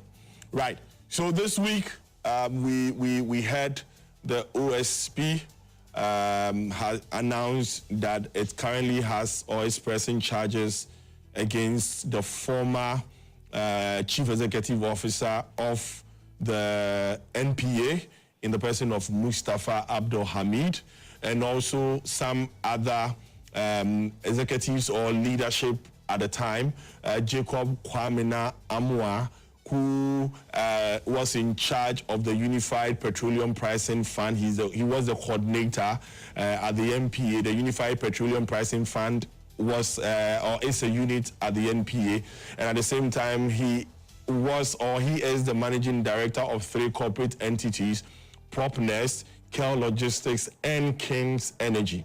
Then there is Wendy Newman, who also is or was a staff of the NPA, Albert Ankra, a director at Kel Logistics Limited, Isaac Mensah, director at Kel Logistics Limited, Bright Bidiako Mensah, director at Kel Logistics and King's Energy Limited, Kweku Abuaji Akwa, also director at King's Energy Limited. Now, what are the charges that the OSP is bringing? Okay, so yes, and then also some companies. Let's keep the companies on the screen. We have the charges also against Propnest. So aside the individuals, we have charges against these companies: Propnest Limited, Kel Logistics Limited, King's. Can I have the screen for the various companies again, please?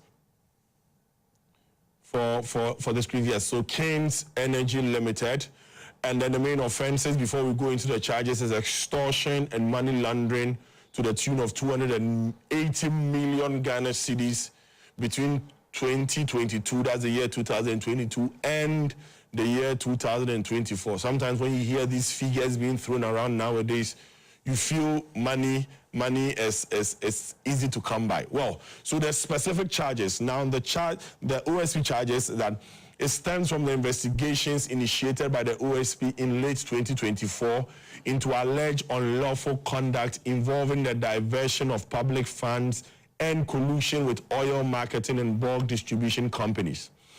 OSP investigations revealed that between 2022 and December 2024, the first 3 accused persons acting under the color of their official duties allegedly orchestrated and operated a criminal extortion scheme through which they unlawfully collected 280 million Ghana cedis from petroleum transporters and oil marketing companies. Right. So this is a summary of the charges that have been brought against these individuals and the companies. Before I go to Dr. Osai online, I'll start with my brother Ishaq. Considering that Mustafa Hamid is a party person, and so definitely you would have a take on this. Now, Mustafa has denied these allegations or these charges, but what should be the legal standard in such high-profile prosecutions? Well, obviously beyond reasonable doubt. I mean, that's the criminal standard. But before I come to that, let's try to talk about the importance of the office of the special prosecutor. You see, the office of the special prosecutor was one of the NPP strategies to really fight corruption, because corruption, regardless of government, and even regardless of country, almost every country is trying to fight corruption. And if you look at the corruption index, African countries seem not to be doing very well. So when Akufo-Addo came to power, that was one of the strategies to create the office of the special prosecution. What is our verdict? Your guess is as good as mine. Everybody come to realize that even though the intention was very clear, but it has been a complete failure, in my opinion. You see, if you look at the act, the special prosecutor was given a lot of powers. He was rightly given those powers, which includes police powers, even the power to arrest and detain. You see, he's rightly given those powers because fighting corruption is a very difficult task. Right. Because sometimes you need to, you really need to pin down both sides before you can easily achieve prosecution. So it is for this reason that people who are heading the office ought to be very careful the way they exercise those powers. Right. If we see that our first special prosecutor, which was the president of Matilamido, I mean, my verdict was that his administration was a complete failure. And this particular gentleman took over. I'm not going to criticize so much, but look at the press conferences that he gives. He ought to realize that once you have those powers, Chapter 5 of the 1992 Constitution, you have to remember Chapter 5 of the 1992 Constitution is there. Individual liberty, freedoms, and rights. Because once somebody is accused of corruption or corruption-related or any criminal act, there is this general presumption in law that we say presumption of what? Innocence. Especially if you see the way he's drifting. The initial investigation, how did it start? It started that there was a diversion of public funds. From from the charges we announced, the allegation of diversion of public funds is missing over there. Right. So why announce this thing before you can actually substantively uncover something?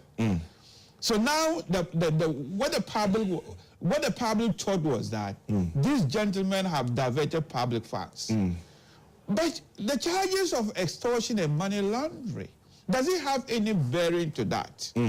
So I believe the way he's rushing in doing things, and especially the mugshot. I mean, look at the mugshots. Right. It's alien in our jurisprudence. This I think this is an American style of really doing things. As you can see, our tradition is a common law tradition, rooted in Great Britain. Usually these mugshots, especially politically exposed people, I think is unnecessary. Because the trouble is that if at the end of the day, they are cleared by the court, their reputation is difficult to clear. A reputation somebody has spent years building. And I think both parties would need to actually, this one shouldn't even politically divide us. But on the mugshots, yes. You being a lawyer, yes. Can we look at the spirit behind what mugshots are intended to do? What is the reason why? You said that it's American, but there is a reason and a rationale behind it. I've not seen a proper research on mugshot, but the reason behind mugshot is, for example, people to identify them and tell you where they are. Good. That's one good thing. That's one good thing. Is there nobody who doesn't know Mustafa Hamid? Good. Don't we know where he lives? But we know Wendy Newman. Hold on. The other lady mentioned Wendy Newman. You know Mustafa Hamid. Yes, I know Mustafa Hamid. Wendy Newman, until her name was mentioned, would you have known her? So these people probably miss. Are we looking for them? So that's what I'm saying. That should we not try to understand the reason and the rationale behind mugshots? And the way mugshots are done, they're actually done with your actual picture. They see you, they snap you, and you hold it. These ones are even computer generated. Okay. Is there a prescription? Because the whole idea of mugshot is there should be the face of the person and the person holding his or her name. That's the prescription.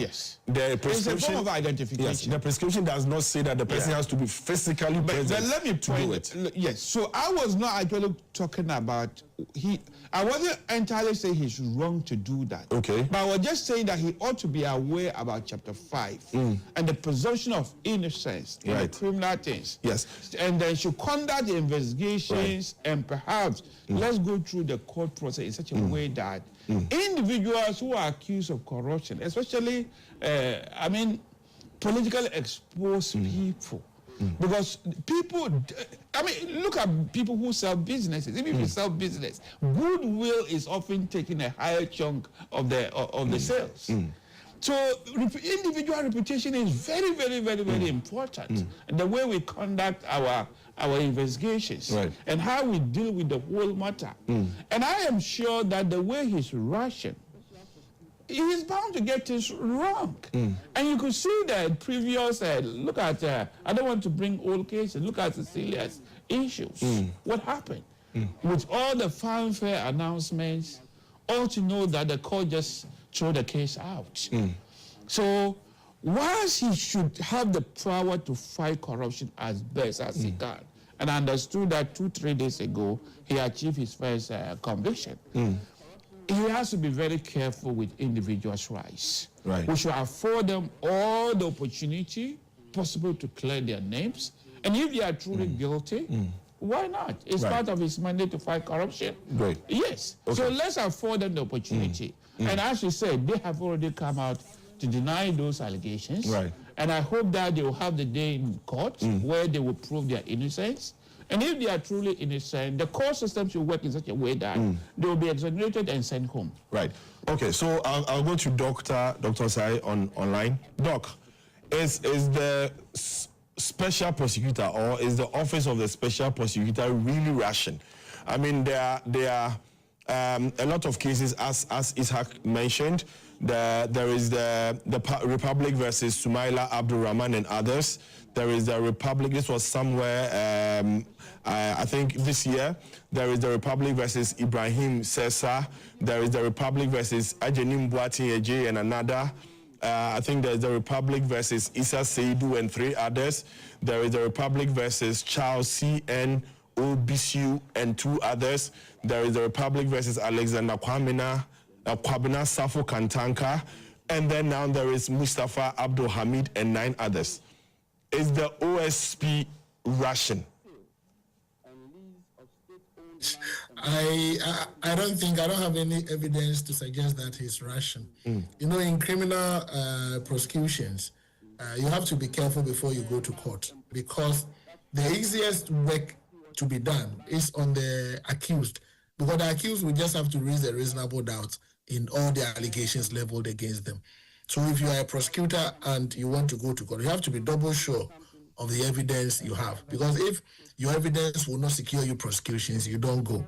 And like Ishaq is saying, if you go to court and you fail and the accused is discharged by the court, they have every right to take civil action against you as far as their reputation and other damages are concerned. So I would not say he's rational, because I don't know the evidence he has to support the cases leveled against those individuals. But the advice is that we have to be very careful in going to court. And I also think we will say that on the flip side, the OSP is working for the Republic of Ghana. So if he doesn't also do his calculations well and he goes to court, and the parties or the those accused are left off the hook by the court, there should be a way of citizens asking them to refund some money to us, because they may have then caused financial loss to the state, because you don't go to court when you don't have a very good evidential basis to secure conviction. So I want to believe that on this occasion, the OSP has a very good evidential basis to do the prosecution to secure conviction. But as a lawyer, I know that the easiest work is on the accused, because they will just have to raise a reasonable doubt. And once they raise a reasonable doubt in the alleged cases, I mean, they will go scot-free. But I pray that the OSP has enough evidence. And I want to believe that he has. Looking at his stature, he should be able to prosecute to secure conviction. And that is the ultimate. If he's not going to get it, it's another matter. But the offenses are interesting. Extortion, corruption and by a public officer and all of that. These are offenses that require high-level evidence to support the prosecution. And I want to believe that he has them. Right. Thank you. Staying still with you on this issue about mugshot. With the growing concern that the populace continues to lose interest or think that governments are not being accountable enough, thinking that there is no transparency when those at the top are being tried. Does this not fill that gap to let the base or the people know that these people who we feel are untouchable are being touched? Does it not fill that gap of making the people who voted for us believe that transparency is being implemented, that people are being held accountable, rather than hiding their faces and just mentioning names and not knowing who or what is happening? I don't think so. I think that you bring these things out when they are fugitive of justice. They can't be found. They can't be located to stand trial. But where you are able to arrest them and you grant them self-recognizance bail, or you grant them bail and they are available and they can stand trial, I don't think I am against that. I think that unless they are fugitive of justice, you should not come out with those things, and especially when you have come out publicly to tell the whole world what you are doing. People know them, and even if they don't know them, you arrested them and you granted them bail. So I think that on that score, we should be very careful in doing such publications. And if I'm the lawyer on the other side, they know how to advise their client to secure or to protect their rights. I think it's something that we should discontinue unless we have clear-cut evidence to suggest that they are running away from trial, or they are fugitive of justice, or they've gone to court and the court has given that order that they should be looked for. Otherwise, I don't think it's very necessary in this regard, because citizens know what the OSP is doing. We are all interested in making sure that nobody misuses our money. We are all interested in making sure that state institutions works, but not when the accused is just an accused. These are allegations leveled against them. They are not guilty until proven so by a court of competent jurisdiction. So why do we go all out to do all these things? And then if it ends up that they are exonerated or they are discharged by the courts, then what happens? So I think we should be slow in going through these procedures. We should be slow in doing such publications, especially when we have put out there that we have initiated a prosecutorial process. I think it doesn't help, because you may not know how it will end. If they are discharged by the court, what will you say? And that opens another legal opportunity for the accused to come in. And when they win, it is the Republic of Ghana that pays. So I think we have to be very careful. There should be a balancing act to be able to ensure that we safeguard the integrity of these people until they are proven guilty by a court of competent jurisdiction. Right, thank you. So back to the studio, Shamima. I think that I agree largely to the sentiment that Doctor has shared, and Ishaq has also mentioned at the bottom of every inquiry into a program should be rule of law and due process. And if we establish the principle, then we should be able to assess whether or not we're doing right by, the principles that guide such investigations. The office of the OSP in particular has had a very checkered history, as we all know, since its setup.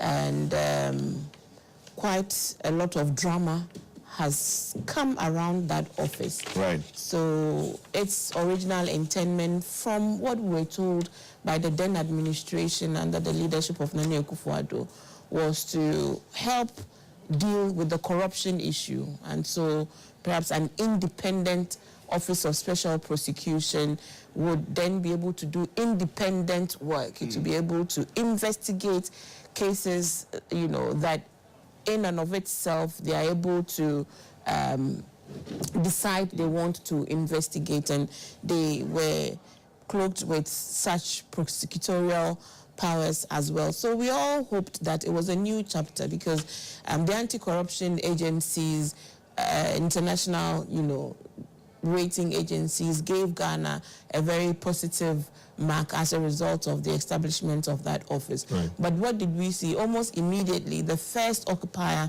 of that office, Martin Amidu, had to resign under very scandalous circumstances, because his exit happened when he also wrote a letter, containing quite damning allegations of frustrations from the highest level in the then government in his attempt to fight corruption or investigate certain matters. If you recall, he even left a scathing, remark that the leader he was working with, he would describe the person as mother serpent of corruption. So that office has seen quite a lot of, I don't want to call it scandals, because he resigned, and then the new OSP was appointed by the former president as well. And not long after, he was singing similar dirges from the songs that Martin Amidu had sung. He had cause to believe that he was being frustrated in his quest to investigate members of the ruling government. Then, he even alleged threats on his life. Okay, and so when you sometimes now hear members of the New Patriotic Party try to say that the OSP is being used as a witch hunt institution, then my question, which I had cause to ask, was that did they themselves, when they were in government, did they set it up to be a witch hunt institution? Right. Because you would see from the cases that all the OSPs have wanted to set up and to investigate, which were about members of those administration, were those specific cases that the OSPs say they were receiving, backlash and frustration. So it would seem then that perhaps it was not the expectation of the previous administration that upon setting up of that office, it should be used to investigate its own members. Right. So perhaps they should tell us if they set it up as a witch hunt institution. If you didn't set it up as a witch hunt institution, then you shouldn't make claims against the OSP today that he's engaged in witch hunts. I would also say that the OSP, in the discharge of his duties, must rise above all actions that might also give some sentiment that maybe he's also seeking maybe revenge, as he has been cautioned not to also use the platform to engage in actions that people might perceive to be revengeful actions, even though there is basis for it. Because in this particular matter, we are talking about 280 million Ghana cedis, and you've read what the charges are. Obviously, if there are questions to answer on the side of anyone, irrespective of which political divide you belong, they must answer those questions. What we must encourage and what we must see more of is that due process is being carried out. And that due process is also directed by the rule of law and the principle of fair hearing. So to that extent, I am also quite worried when I saw the mark shots with, the names of the suspects. Because again, we all know, non-liars alike, all of us know that nobody is guilty until proven otherwise by it's actually been a footnote of competence. on the OSP website. There's a footnote there. When the mark shots are being displayed, it states the same thing there. So it's ironic, but yes. So in that regard, I am more worried because I don't know for a fact that it is like it is these people who were there who held these cards. So if it is AI generated, as we are hearing, I understand it's superimposed. Then I don't know what would be the reasoning for that. To be fair, I mean, we are all public officers, and if our stewardship is under scrutiny, as by rights it should be, whether in office or out of office, you are here. His Excellency John Dramani Mohammed's Attorney General has directed EOCO to investigate members of the NDC administration. So that kind of leadership is what we would have expected from previous administrations, because when you do that, then you bring about trust in the system, that you do not use state institutions to what do you call it? You don't use state institutions to witch hunt political opponents, but you allow state institutions to do their job, irrespective of which individual is concerned. So by all means, the Mustafa Hamid and all the 7 other suspects have questions to answer based on the face of the issues. Money laundering is a big issue. If you have also abused your office, it's a big issue. If there is evidence to prove that indeed you didn't have a mandate to claim some funds, but you claim those funds, 280 million can solve a lot of problems. By all means, those investigations must happen, and those found to have done wrong must be made to face the full rigors of the law. But we must do it as the law dictates. And so the only thing I am uncomfortable with, again, if the individuals have not jumped bail or they are absent and you're looking for them, is the publication of the images with a placard or a notification with their name on it. For that, I'm a bit uncomfortable with until I hear further particulars about why that, course of action. It is the only thing that I am uncomfortable with. But by all means, if they have questions to answer, we must take them through the due process to answer those questions. Right, Isaac. Yes.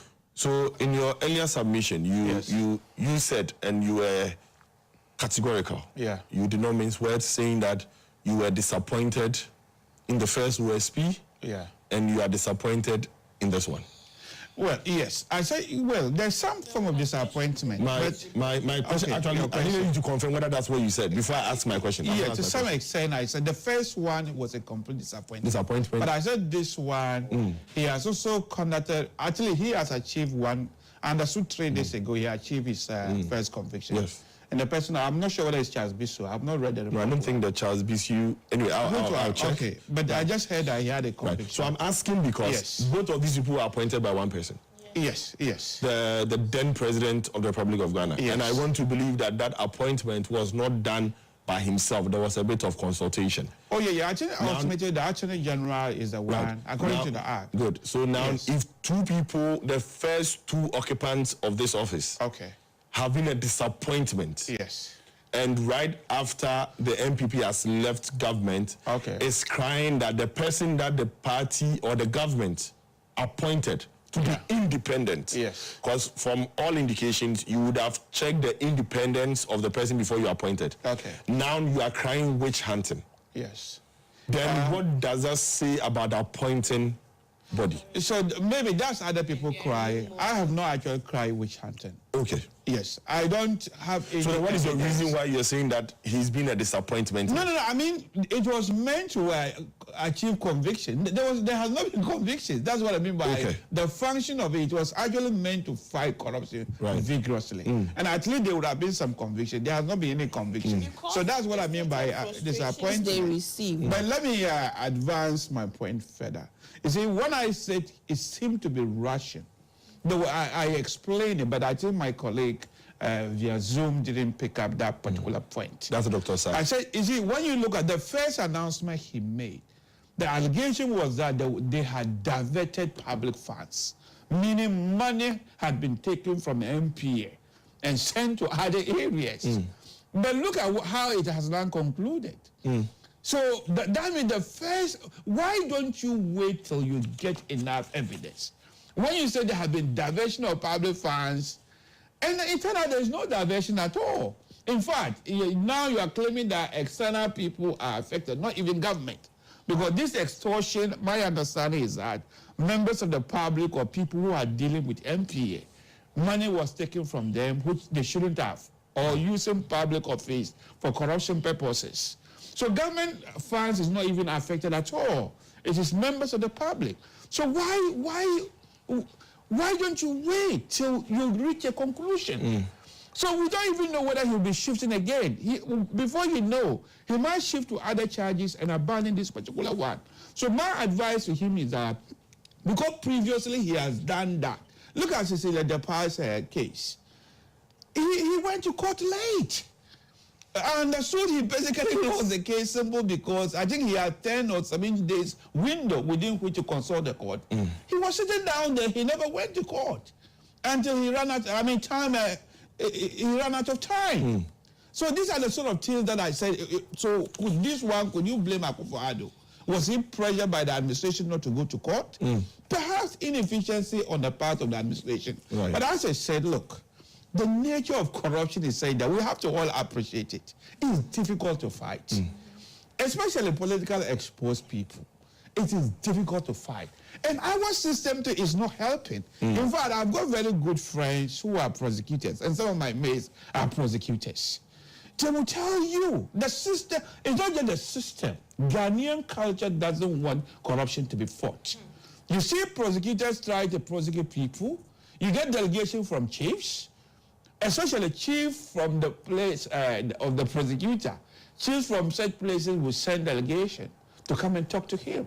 The individual is a subject of the stool or the skin of that area. How is he? So he's conflicted whether to listen to his traditional leaders or do his job as the Constitution and the law demands. Sometimes you see delegation from imams, chiefs, or people who have influence on the individual. So it is hard. So sometimes the politicians are usually the most easier people we can blame, especially when you are in opposition. When you are in government, you are not in opposition. You become a punching bag for everybody. But the system itself is designed that it's hard to fight corruption. So I do sympathize with him. Nevertheless, we have given him resources and then those powers within the act for a purpose. So if he's not discharging those purposes, why keep the office for 7 years? Like Machaaminu said, he was stopped from acting. After 6 months, if you realize that the political leaders have no appetite to help you fight corruption, why stay there? So perhaps when you see that the administration is falling out of you, that's when you resign and go. So I'll take the last take on this from Dr. Osai. So Doc, with what is happening, does this confirm or further strengthen the independence of the anti-corruption agencies in Ghana? much. That is a generic statement, but there are a number of anti-corruption agencies in Ghana, and I've just exited from one of the anti-corruption agencies. I think that by and large, the law gives you the leverage and the scope to perform your functions. Whether or not you receive cooperation at the other side is another matter. But for the OSP, he has all the scope to perform his functions. I have not witnessed the Attorney General entering a nolli prosequi in any of the cases that he's prosecuting. So for that, I would think that he has the space to operate with, because we should also understand that the OSP is performing some of the functions of the Attorney General, and he's prosecuted under the fiat of the Attorney General. So indeed, if the powers that be wanted to undermine his independence, they could have entered nolli prosequi in most of the cases that he prosecutes. But I have not heard or seen that happening. So I can say he has the independence to perform his functions.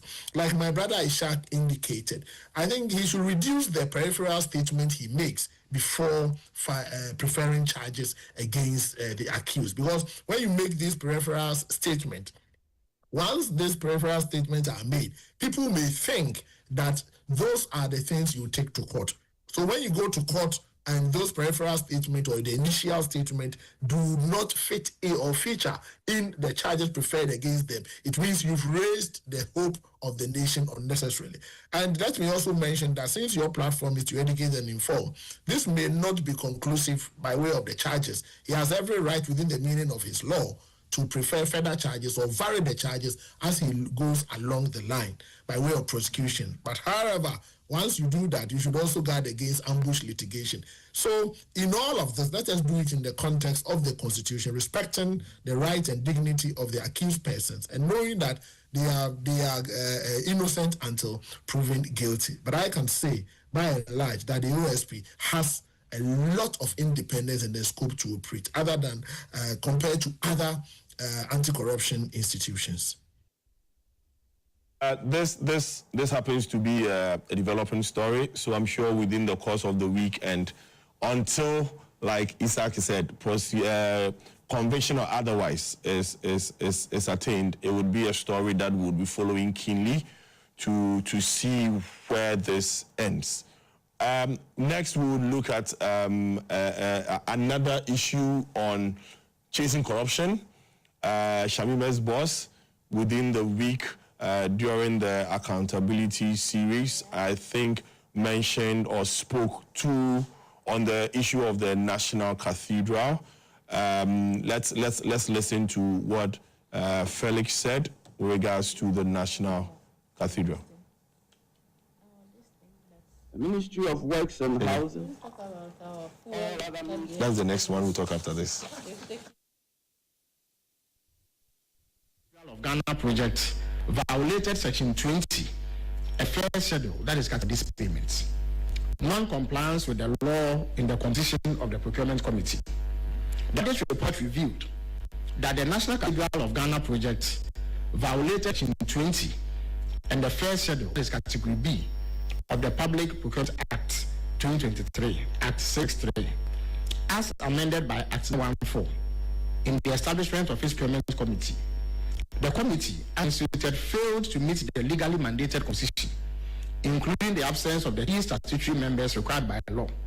In addition, the roles of chairperson and secretary were improperly designated, contrary to the clear provisions of the Act. This non-compliance undermines the legitimacy of implementation of procurement decisions taken by the committee and raises serious questions about the integrity and legality of the procurement processes executed under its authority.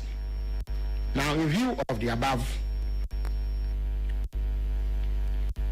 which rock the very foundation of the project and the work of the secretariats and raise serious questions about the use of public funds, President John Dramani Mahama has directed that the following steps be taken. 1. The National Cathedral Secretariat, which used to operate from here at the presidency, stands dissolved as of 1st May 2025. Now, the National Cathedral Ghana was registered as a was registered limited by guarantee. In view of that, the Attorney General has been directed to take legal steps to ensure the dissolution of the Board of Trustees, and we expect that to be done in the coming days. The report has also revealed worrying administrative and financial irregularities surrounding nations, documentation, and internal governance at the National Cathedral Secretariat. Notably, a total of 38,294,633 Ghana cedis in mobile money transactions remain unreconciled due to failed or unsuccessful transfers. These transactions could not be validated with any external party, casting significant doubt on the reliability of reported donation figures and the integrity of the donation management system. Identified in the 2021 records of donations received through the short code and Momo Pay ID platform. Right. So, Shamima, it's only fair that I come to you after your boss has spoken. Right. So, as I said, it's been a very active day at the presidency. You would know that last week we started the accountability series, which is very dear to the heart of His Excellency John Dramani Mahama, because again, in his 2024 manifesto, it was resetting Ghana for jobs, accountability, and shared prosperity. So accountability to him is not accounting only for the things that we have said. Accountability to him is also holding members of his own administration to very strict standards of ethical conduct, as you know, from the code of conduct that was launched and which he continues to enforce. Accountability to him also means holding members of the previous administration to account for their stewardship. In fact, that accountability is expected from the people of Ghana. I recall anywhere we went during the period of the campaign, when you ask, the audience or the public what they want His Excellency to do when he comes to power, people reiterated the oral program a lot. The Operation Recover All Loot. It means that across this nation, there is a deep expectation that some things didn't go very well in the previous administration. The corruption was seen in very stark reality, and people could feel it, they could see it, they could hear it. And yet, no matter how much they screamed hoarse for accountability, no matter how much they demanded that the previous administration responds to some of these scandals that came up, they were met with silence, and no action. So these actions that we are taking from January up to date are in line with the expectations from the mass of the citizens who gave His Excellency John Mahama that resounding mandate.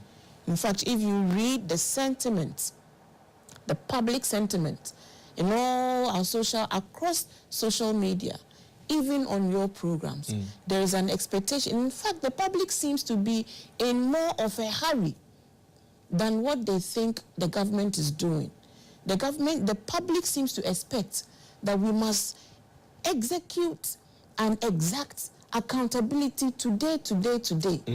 Whereas government is ensuring due process is followed so that we don't breach any individual's fundamental rights, and we ensure that ultimately when outcomes are gotten from our law courts, there will be outcomes that everybody would be in agreement that it is fair and it is just. Right. The Cathedral project was one of such major scandalous projects. When reports came, in fact, what really broke the camel's back, because even up to the point where NDC was saying that there is little accountability on the National Cathedral project, we hadn't seen visuals. Until that demonstration that went towards Parliament and the demonstrating individuals breached the perimeter and took photos until that time, we never really knew that all these years, it was just a big hole that had now been occupied with rainwater and other, runoff water. And people actually were swimming in that hole. Up until that point, we had heard that anywhere around the area of 58 million, Ghana cedis had been, in fact, dollars, I beg your pardon, $58 million had been spent. So you would, because people are contractors, people know, you would have expected to see some progress of work you've mentioned than what money. we had seen. We from the investigation, Sir David Ajayi's firm was paid 15.7 million before the contract was approved. It's from the Deloitte report. And then prior to the PPA clearance of a 5.8 million contract, procurement was done via sole sourcing without proper justification, which goes against the Public Procurement Act, the Act 663. And then also, if you look at the breakdown that was given, there was 1.5 million USD towards mobilization, so that is the mobilization fee, 1.19 million. So 1,190,000 cedis was used for aftercare. So it's termed as use and aftercare fee. And 186,000 or 861, thousand USD was some discrepancies in the mobilization payment that's technically unaccounted for in there. There is also 110,000 USD that was spent on fundraising trips. This fundraising trips technically by a group known as the Nehemiah Group did not really raise more than was spent to embark on this trip. There are some reimbursed expenses of about 24,500 USD, and it's also outside the contractual scope. Now, when you pick accommodation, travel, media expenses unaccounted and were poorly documented. So expenses regards to accommodation, expenses regards to traveling, to media expenses, these were not properly documented or accounted for. For Sir David Ajayi and Associates, the total reported payments 117.9 million cedis, even though the official records shows that 113 million, which means there's a 4.9 million gap that the management response indicates that what Ajayi rather is saying is correct compared to what the official records of the committee is saying. Also, when you pick the rebate contract, it says that a total of 261.9 million. So in the contract, this is the amount that says it has been paid. However, the report from the presidency quotes a higher amount as 286 million. And so it also shows an additional discrepancy of almost about 21 or 22 million, which management response from that auditor's report is rather agreeing with the figure from the contract quote. Also, from the press, we understand that effective 1st May, the Cathedral, the committee or the secretariat, which was working, interestingly, at the same seat of government, has been dissolved or was dissolved on the 1st of May. And then there are legal processes because it's a company that has been, I think it's registered as limited by guarantee. And so they have been asked, the Attorney General has been asked to initiate processes to dissolve the Board of Trustees for this company. And then also they've been asked that the report from Deloitte should be published after the briefing so that, yes, so that everybody can have copies to also attest to what is being discussed. And like you have rightly said, it's been published, so it's in the public domain. My question is, beyond all this, I heard again that the president is asking for the Auditor General to conduct another audit. What again? A forensic audit. How different So will it be from what has been done before? So a general audit, as the auditors will tell you, and they've explained technically, there's a distinctive difference between a general audit and a forensic audit. A forensic audit would then find liabilities and culpabilities and make recommendation on exactly what needs to be done.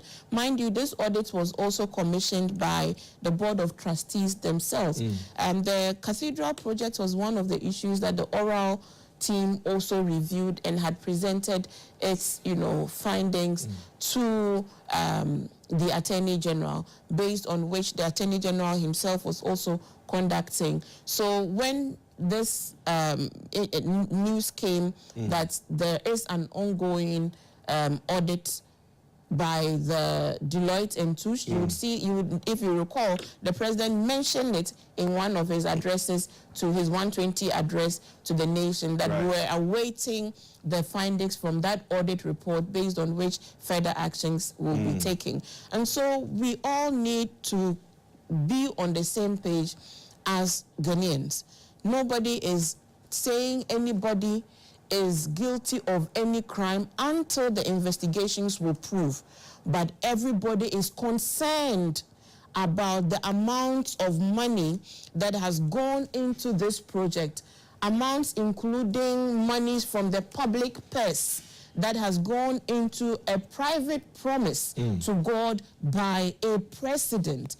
For that, I think as a nation, we must be aligned to find where there was wrongdoing. And I'm happy you have reiterated the issues and the questions that this project came up with. And as we speak, we had said reportedly that it was $58 million that had been sunk so far into the project. We find from the audit findings that there's an additional $39 million still owed contractors. Making it almost $97 million for a whole. I think that there are questions. And if you look again, the questions are really about what is the total cost of the project. I think Isaac must be interested to know, as we are also interested to know. Why are there discrepancies in payments? The forensic audits should go into that. Why are different contracting agencies reporting various discrepancies, from Sir David Ajayi and Associates to Rebadi JVA contract and the Nehemiah Group? Why are they all reporting discrepancies in amounts of what they quote to the Board of Trustees and what they reported to the Office of the President? Now, mind you, because this was a presidential promise to God, at the seat of the President in the previous administration was a secretariat. So that was the Cathedral Secretariat, which now since May stood dissolved. So there's no longer a National Cathedral Secretariat sitting at the Office of the President pending the eventual outcome. There were also clear procurement breaches as identified in the audit report, and we need to find out how did those breaches occur, who was complicit in those breaches, was there any criminal intent behind those breaches, and what needs to be done to remediate those actions. Then there were very unclear, very unclear. I think this is a very important matter, so that we don't play the usual political gimmick with this particular issue, as sensitive as it is, It is exactly because of the nature of this project, which is supposed to worry all of us, because it's a God project. A God project cannot and should not be allowed to be embroiled in all of these kinds of issues. And so for the interest of the members of the Board of Trustees, for the interest of this government and His Excellency, we must see this investigation to its logical conclusion, where the mass of the citizens will all agree that this outcome was fair and just. Do you see it? So the other things we are asking the the forensic audit to make clear is about the contractual roles.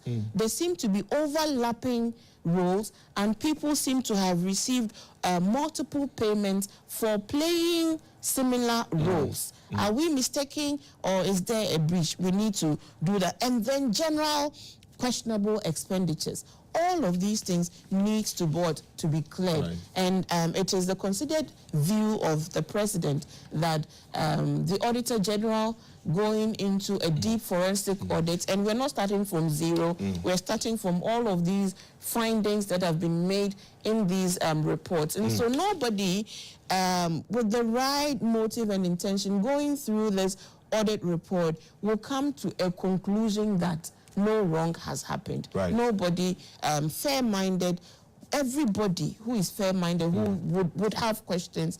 And I always say that don't listen to only the NDC or the NPP. Listen to also the neutral voices that have weighed in on this matter, that have expert knowledge on audit and projects, who have raised questions to these findings that have been made by the, the audit company, so an independent company. One such neutral voice is Dr. Osai. Right. Doc, so, I mean, considering that you previously was the Director General at the Auditor General, Shamima just said that we need people with audit expertise to speak to this issue. Please try and let the viewers understand when Shamima says that what is being asked of the Auditor General is to do a forensic audit. How different would this be from this management audit or this financial statement audit or this audit report that was issued by Deloitte, considering that they took responses from the committee represented as management? How different would this be?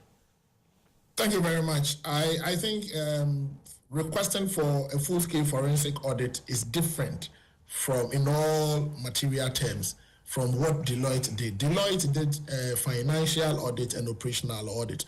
And under our constitution, the president has every right to request for the Auditor General to undertake forensic audit in any public institution. That being said, let me say that the legal status of the National Cathedral itself is a problem. We don't know whether the National Cathedral is a public institution or a private institution. We have been told that it was registered as a company limited by guarantee. And if it is registered as a company limited by guarantee, then what it means is that the Companies Act governs its operations. But I also noticed somewhere in the management letter issued by the auditors that they have breached the Public Procurement Act. And for an institution to breach the Public Procurement Act, they have put them in the public sector realms. And if the institution is operating within the public sector realm, then the Public Financial Management Act comes in. So the controversy surrounding the exact legal status of the National Cathedral is the number one hurdle to clear. Let me also mention that so far, I've heard a lot of people talking about the management letter. And in audit, there are two things. We have the management letter, or what we call letter of weaknesses, which is issued by an auditor in the course or after conducting an audit. And this letter of weakness or management letter gives you internal control weaknesses within the system and gives you recommendations as to how to resolve them. What I see being serialized in the media is the management letter. There is also the actual auditor's report on the financial statement, on which the auditor is expected to express an independent professional opinion on the operations of the National Cathedral. I have seen that financial audit report, and what I have seen is that the Deloitte audited from 2020, 2021, 2022 to 2023, and expressed opinions on each year's financial statement. In the 2020 financial statement, Deloitte indicated that the financial statement shows a true and fair view of the operations of the National Cathedral. What it means is that for their 2020 operations, Deloitte has given them a clean bill of health.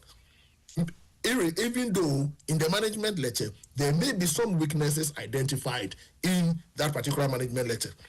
But looking at the 2021, 2022, 2023 financial statements, the Deloitte expressed a disclaimer opinion. What it means is that they are unable to express opinion on those 3 years financial statement because they need further and better particulars and additional evidence to support certain issues they've raised before they will be able to express an opinion on that. Be it as it may, it means there are loose ends that needs to be tightened, apart from looking at the lack of clarity on their legal status. Now we are being told that the president has directed that the board of trustees of the National Cathedral be dissolved effective May. Deloitte audits ended in 2023. What it means is that we have unaccounted audit period from 2024 and part of 2025 up until the date of dissolution of the board of trustees. This unaccounted period needed to be accounted for. So the president is right within the meaning of the law in ordering for forensic audit, which calls for a comprehensive review of both financial, operational, and other aspects of the National Cathedral's operations. But my position is, going forward, we should be able to properly clarify the status of the National Cathedral. If we want the National Cathedral to be run as a company limited by guarantee under the Companies Act, we should say so and allow them to work along the corporate governance standards under the Companies Act. If you want them to operate like another public institution, we should say so that we know that they are operating within the corporate governance regimes of the public sector and the Public Financial Management Act. As it is now, everything has been commingled. And you see in the management letter, Deloitte saying that they have flouted the Public Procurement Act, when in fact it was registered as a company limited by guarantee, which requires that their operations should be regulated by the Companies Act. So we have created a problem for ourselves. But I think it is time for us to apply the brakes, do the reviews, make sure we have a nice consolidated report on it. Then we can move the process forward. But I think that the president can allow Attorney General to do the forensic, but Deloitte has an outstanding business to perform. We should also allow Deloitte to complete their audit by obtaining the relevant information to express opinion on the remaining 3 financial statements, and then also follow through to complete the audit up to 2025. Then we can have Auditor General also doing the forensics. Once we put the two together, it will give us the way forward as far as the National Cathedral operations are concerned, because it's a concern for all of us. The state have sunk a lot of money into it, and we should be able to establish the accountability issues and then use that one as a basis to streamline the procedures, get them to run on a good internal control system so that the average Ghanaian will not think that we have lost some money. But I think as at now, there are lots of loose ends to be tied. We should put the audit report out there. What is out there is the management letter, and it doesn't help in the discussions for you to look at only management letter or letter of weaknesses when the main financial audit report on which Deloitte expressed their opinion is not out there. We need the 2 documents. I have the 2 documents, and I tell you that there are a lot of inconsistencies and there are a lot of loose ends. But the president is right within the Constitution to get the Auditor General to undertake forensic audit so that he will have a fair idea of what is happening to enable him take decisions on the way forward. Isaac, I have a bit of difficulty. Now, you have an amount of money which you are expensing or you're expending for a project. You have given Sir Ajayi a amount or 150 or ABCD amount of money. What is accounting for these discrepancies? How much I received and how much you paid to me should not have discrepancies. We are seeing too many discrepancies in the report. I mean, I have had also the opportunity of seeing the management report and then the financial statement audit report, and there are too many discrepancies, too many. I wish this question was put to the right people because I have not actually seen the reports. But before I would deal with your question, let me deal with the preliminary comments. This is my personal opinion. You cannot attribute it to the NPP or any member of the previous administration.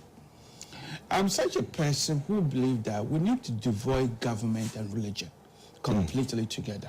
It doesn't matter which religion, either Islam, Christianity.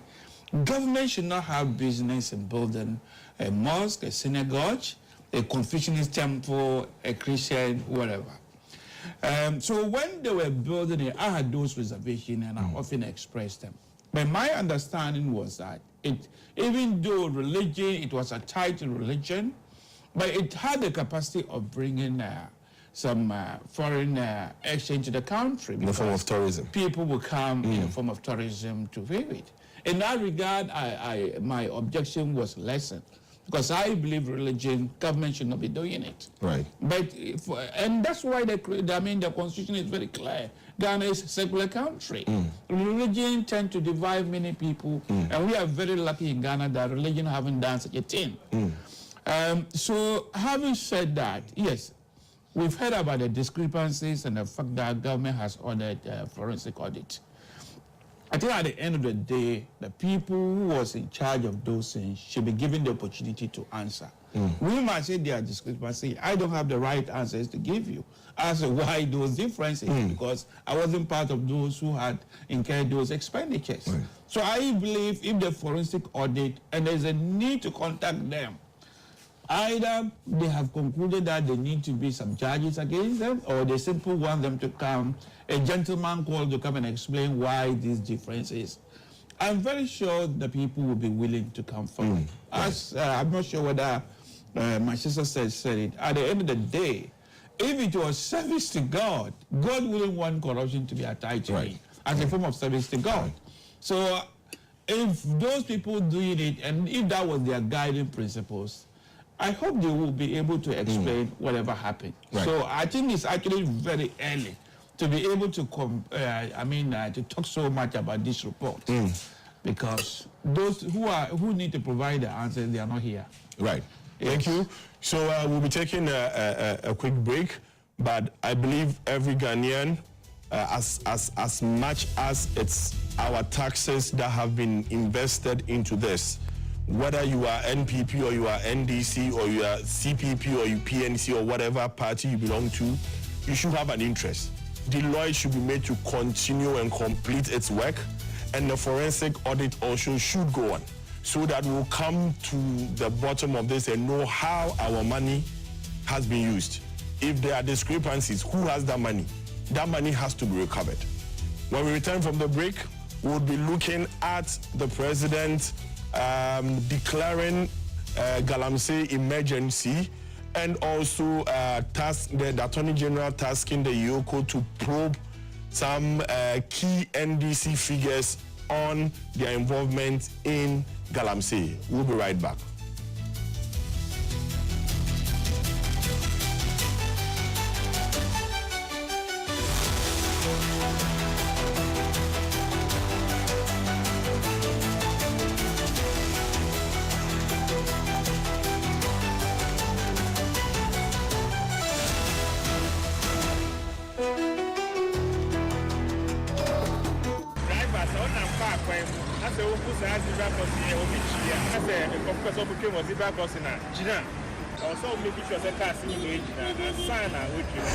Yabgamsim yala ben shadun pierna kamale karmel bukata namna zamanu tambo zanjanda til yabgamsim pulo na wonde so daga cikin muhimman rawa na azo a gani da Hausawa suka taka a cikin wannan ƙasa shine kafa zangonnai da suka zama gimshiki na cibiyoyin kasuwanci da fatauci. Ko shakka babu shi ke karfafa ingantacciyar tattalin arziki da kuma karfafa al'adun gargajiya.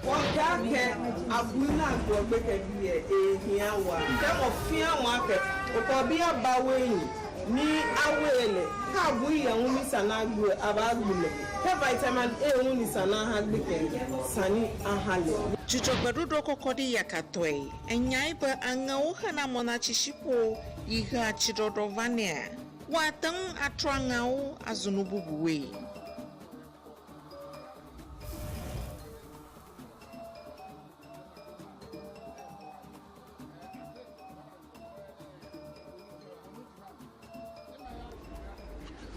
Adult education, showing from Monday to Saturday at 5 p.m.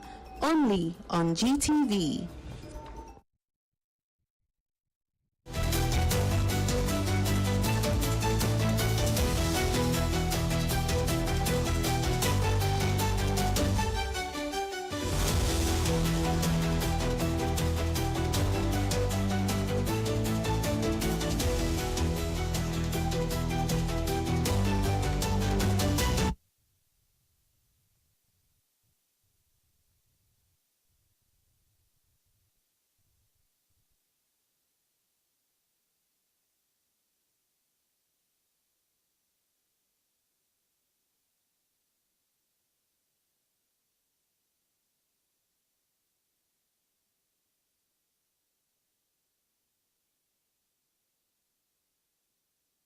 This is a national emergency. The National Task Force will continue its efforts. Our forests, rivers, and green belts are national treasures. But we are alarmed by the environmental destruction that is reported across Awaso, Dadieso, and Sefia and Rianso, mainly due to illegal mining. I must be honest, this is a national emergency. The National Task Force will continue its efforts to halt illegal mining in our forest reserves and on our water bodies. I've also noted the activities of illegal anti-Galamsey task forces that go around extorting money from legitimate small-scale mining companies.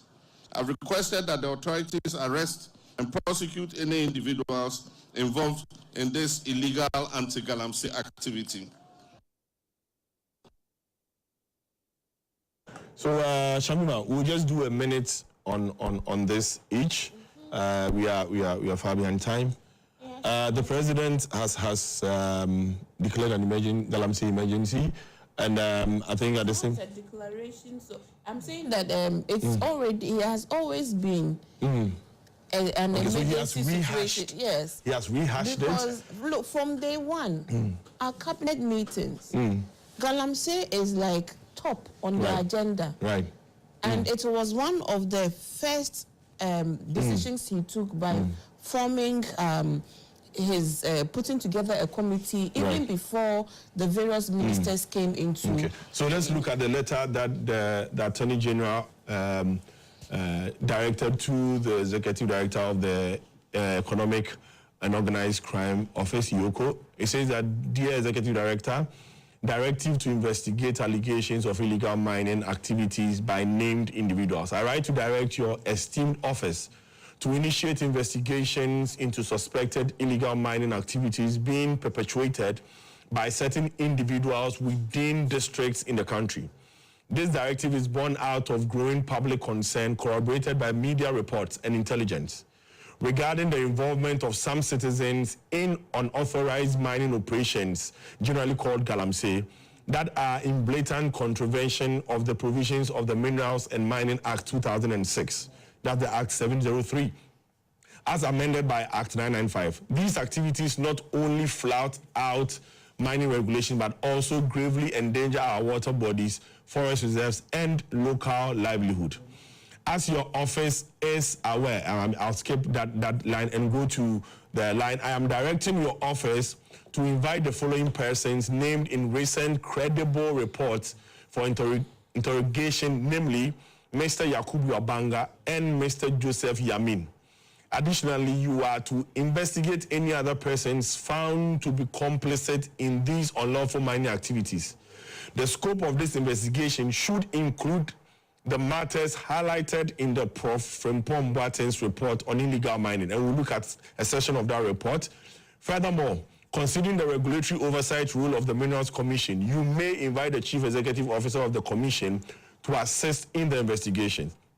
I trust that EOCO will treat this matter with the urgency and gravity it deserves in order to uphold the rule of law and ensure the integrity of our extractive governance framework. Now, can we look at the page 12 and 13 of the report by Professor Frimpong Boateng? So on page 12 and 13, a summary from that page. Throughout our struggle with illegalities in the small-scale mining sector, what baffled me was the total disregard of the president's commitment to protecting the environment. I can state without any equivocation that many party officials from national to the unit committee level had their friends, PAs, agents, relatives, financiers or relatives engaged in illegal mining. Most of them engaged Chinese working for them. I am not referring to party people who had their legitimate concession and were mining sustainably as they were instructed to do. There are appointees in the Jubilee House, and this is where it's highlighting for me.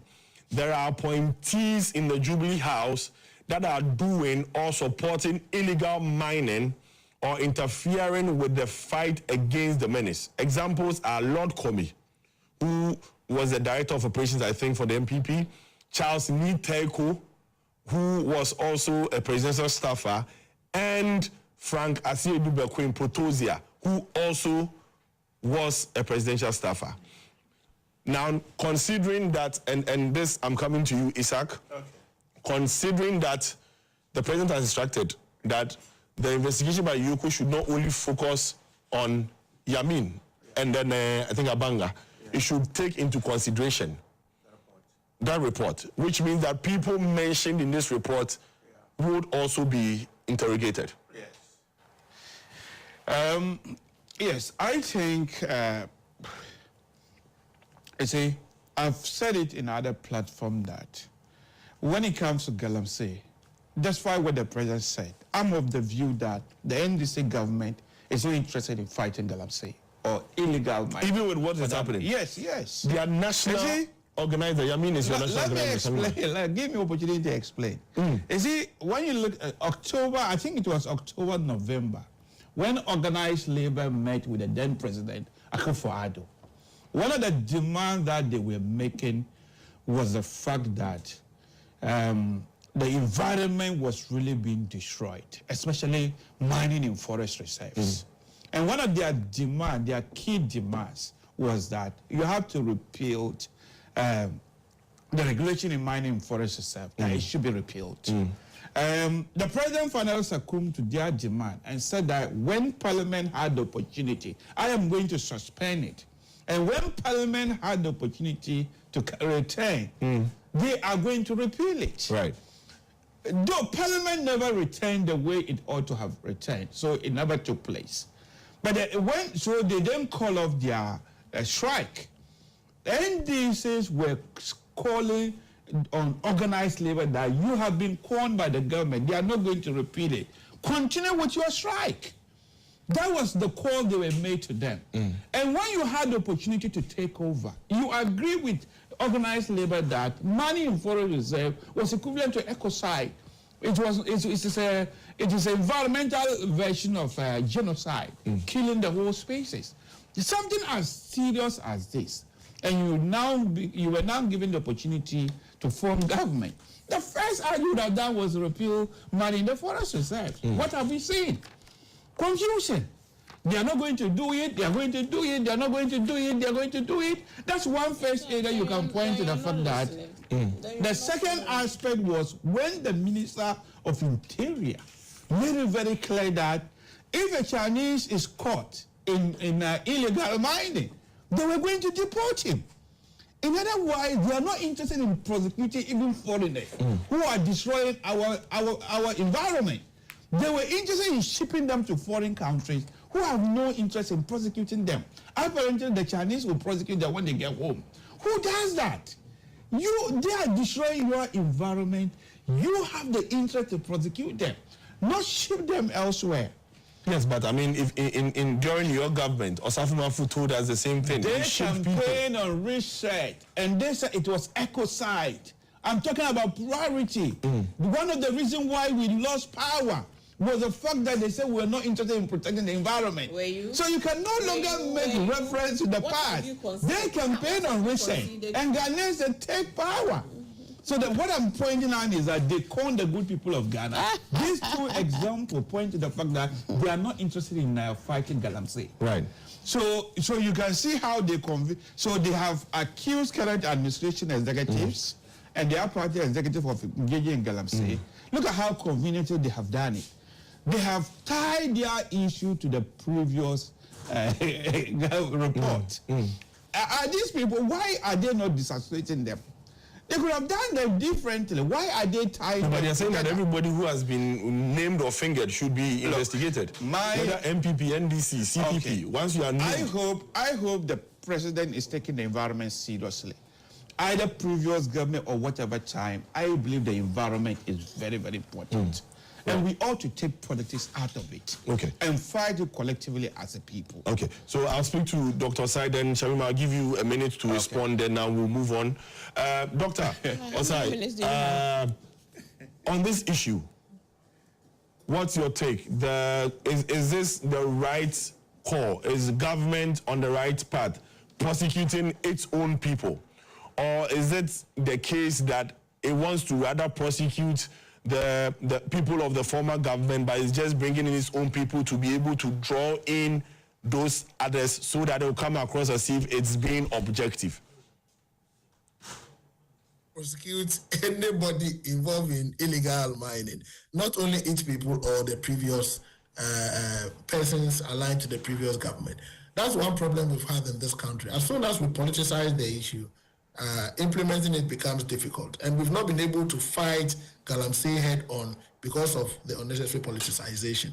I think that government should make a bold decision to prosecute anybody, irrespective of where you belong to. As far as you engage in illegal mining, you should be prosecuted. That's why I have a problem with the letter. The letter should not have even mentioned name. The letter should have given EOCO and other allied institutions the blanket directive or blanket request to go all out to investigate anybody involved in illegal activities. Bring the person to Attorney General, let Attorney General prosecute it. Once we start mentioning names, once we start looking at the politics of it, we'll miss the bigger picture. But I can understand also the president wants to make a case that, look, I am also prosecuting one of my own. So anybody who engages in illegal activity, I'm going to prosecute you. But I think that the message should be out there that irrespective of where you belong to, you will be prosecuted. I also think that it should not take only EOCO. In fact, the National Investigation Bureau is on the ground more than EOCO when it comes to illegal activity. So I think that we need an interagency or an inter-institutional collaboration in this investigation work. We need EOCO. The Minerals Commission even has the Inspectorate Department. We also have the NIB on the ground from national to the district level. So they should work hand in hand with EOCO to be able to get this thing done. I think that it is about time we depoliticize the fight against corruption. We should not mention names. We should go all out. If we think that persons aligned to the current government are engaged in illegal mining, we should deal with them. If we think persons affiliated to the previous government are engaged in illegal mining, we should deal with them. If we think people who are not aligned to any of the political parties engages in illegal mining, we should deal with them. That should be the message to be sent out there. But that notwithstanding, it is a step in the right direction. I think we should move very fast on it. Declaring it as a national emergency is not bad. I don't know how different is that one from a state of emergency declaration provided for under Article 21 of our Constitution. But it is long overdue for us to declare Galamsey as a national emergency. And I also think that we should not look at small-scale mining only when it comes to Galamsey. There are some people who are engaging in large-scale mining, but they also do illegal mining when they are out of their concessions, when they are using all kinds of illegal mining practices, when they have license to do safe mining under large-scale mining. So we should look at all of that. But I think the fight must continue. But I need to caution here that even when we fight, even when we want to prosecute them, we should find an alternative means of getting these people another thing to do, because you can fight, you can push them to the wall. When you push them to the wall, what is the alternative? As a country, we need a 360-degree approach to the fight against illegal mining. Help them to do safe mining, help them to land in or do other things, and then you'll be able to benefit. Because as a country, we cannot ban mining.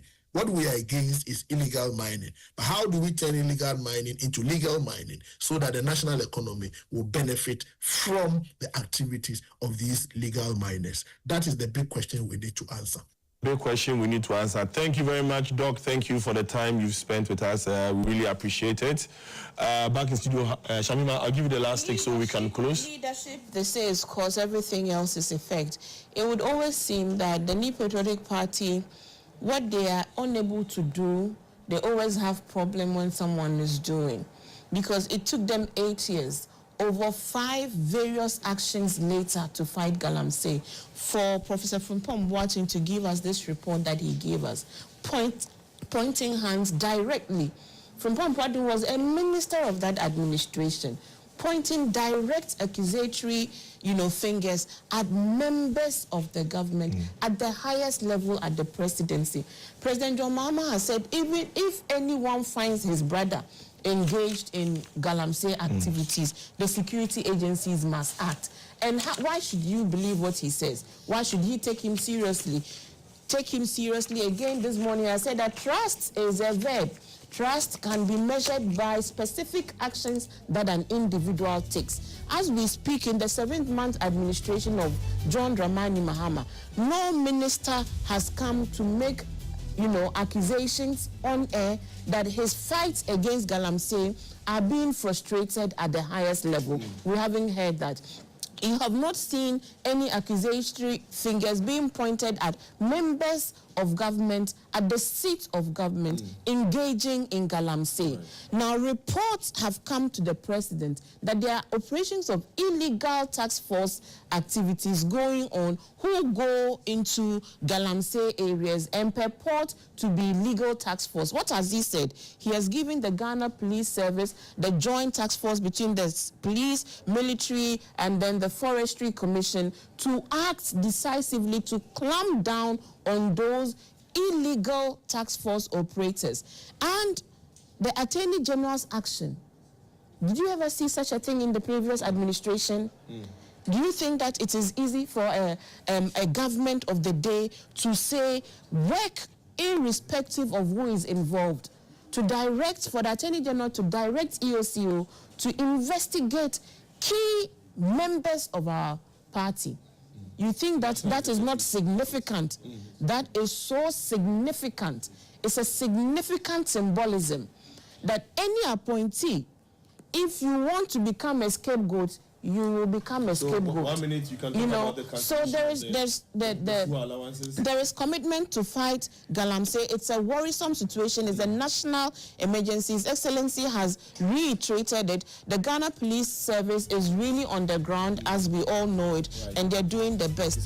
And again, he has cancelled it because he again is showing leadership by example.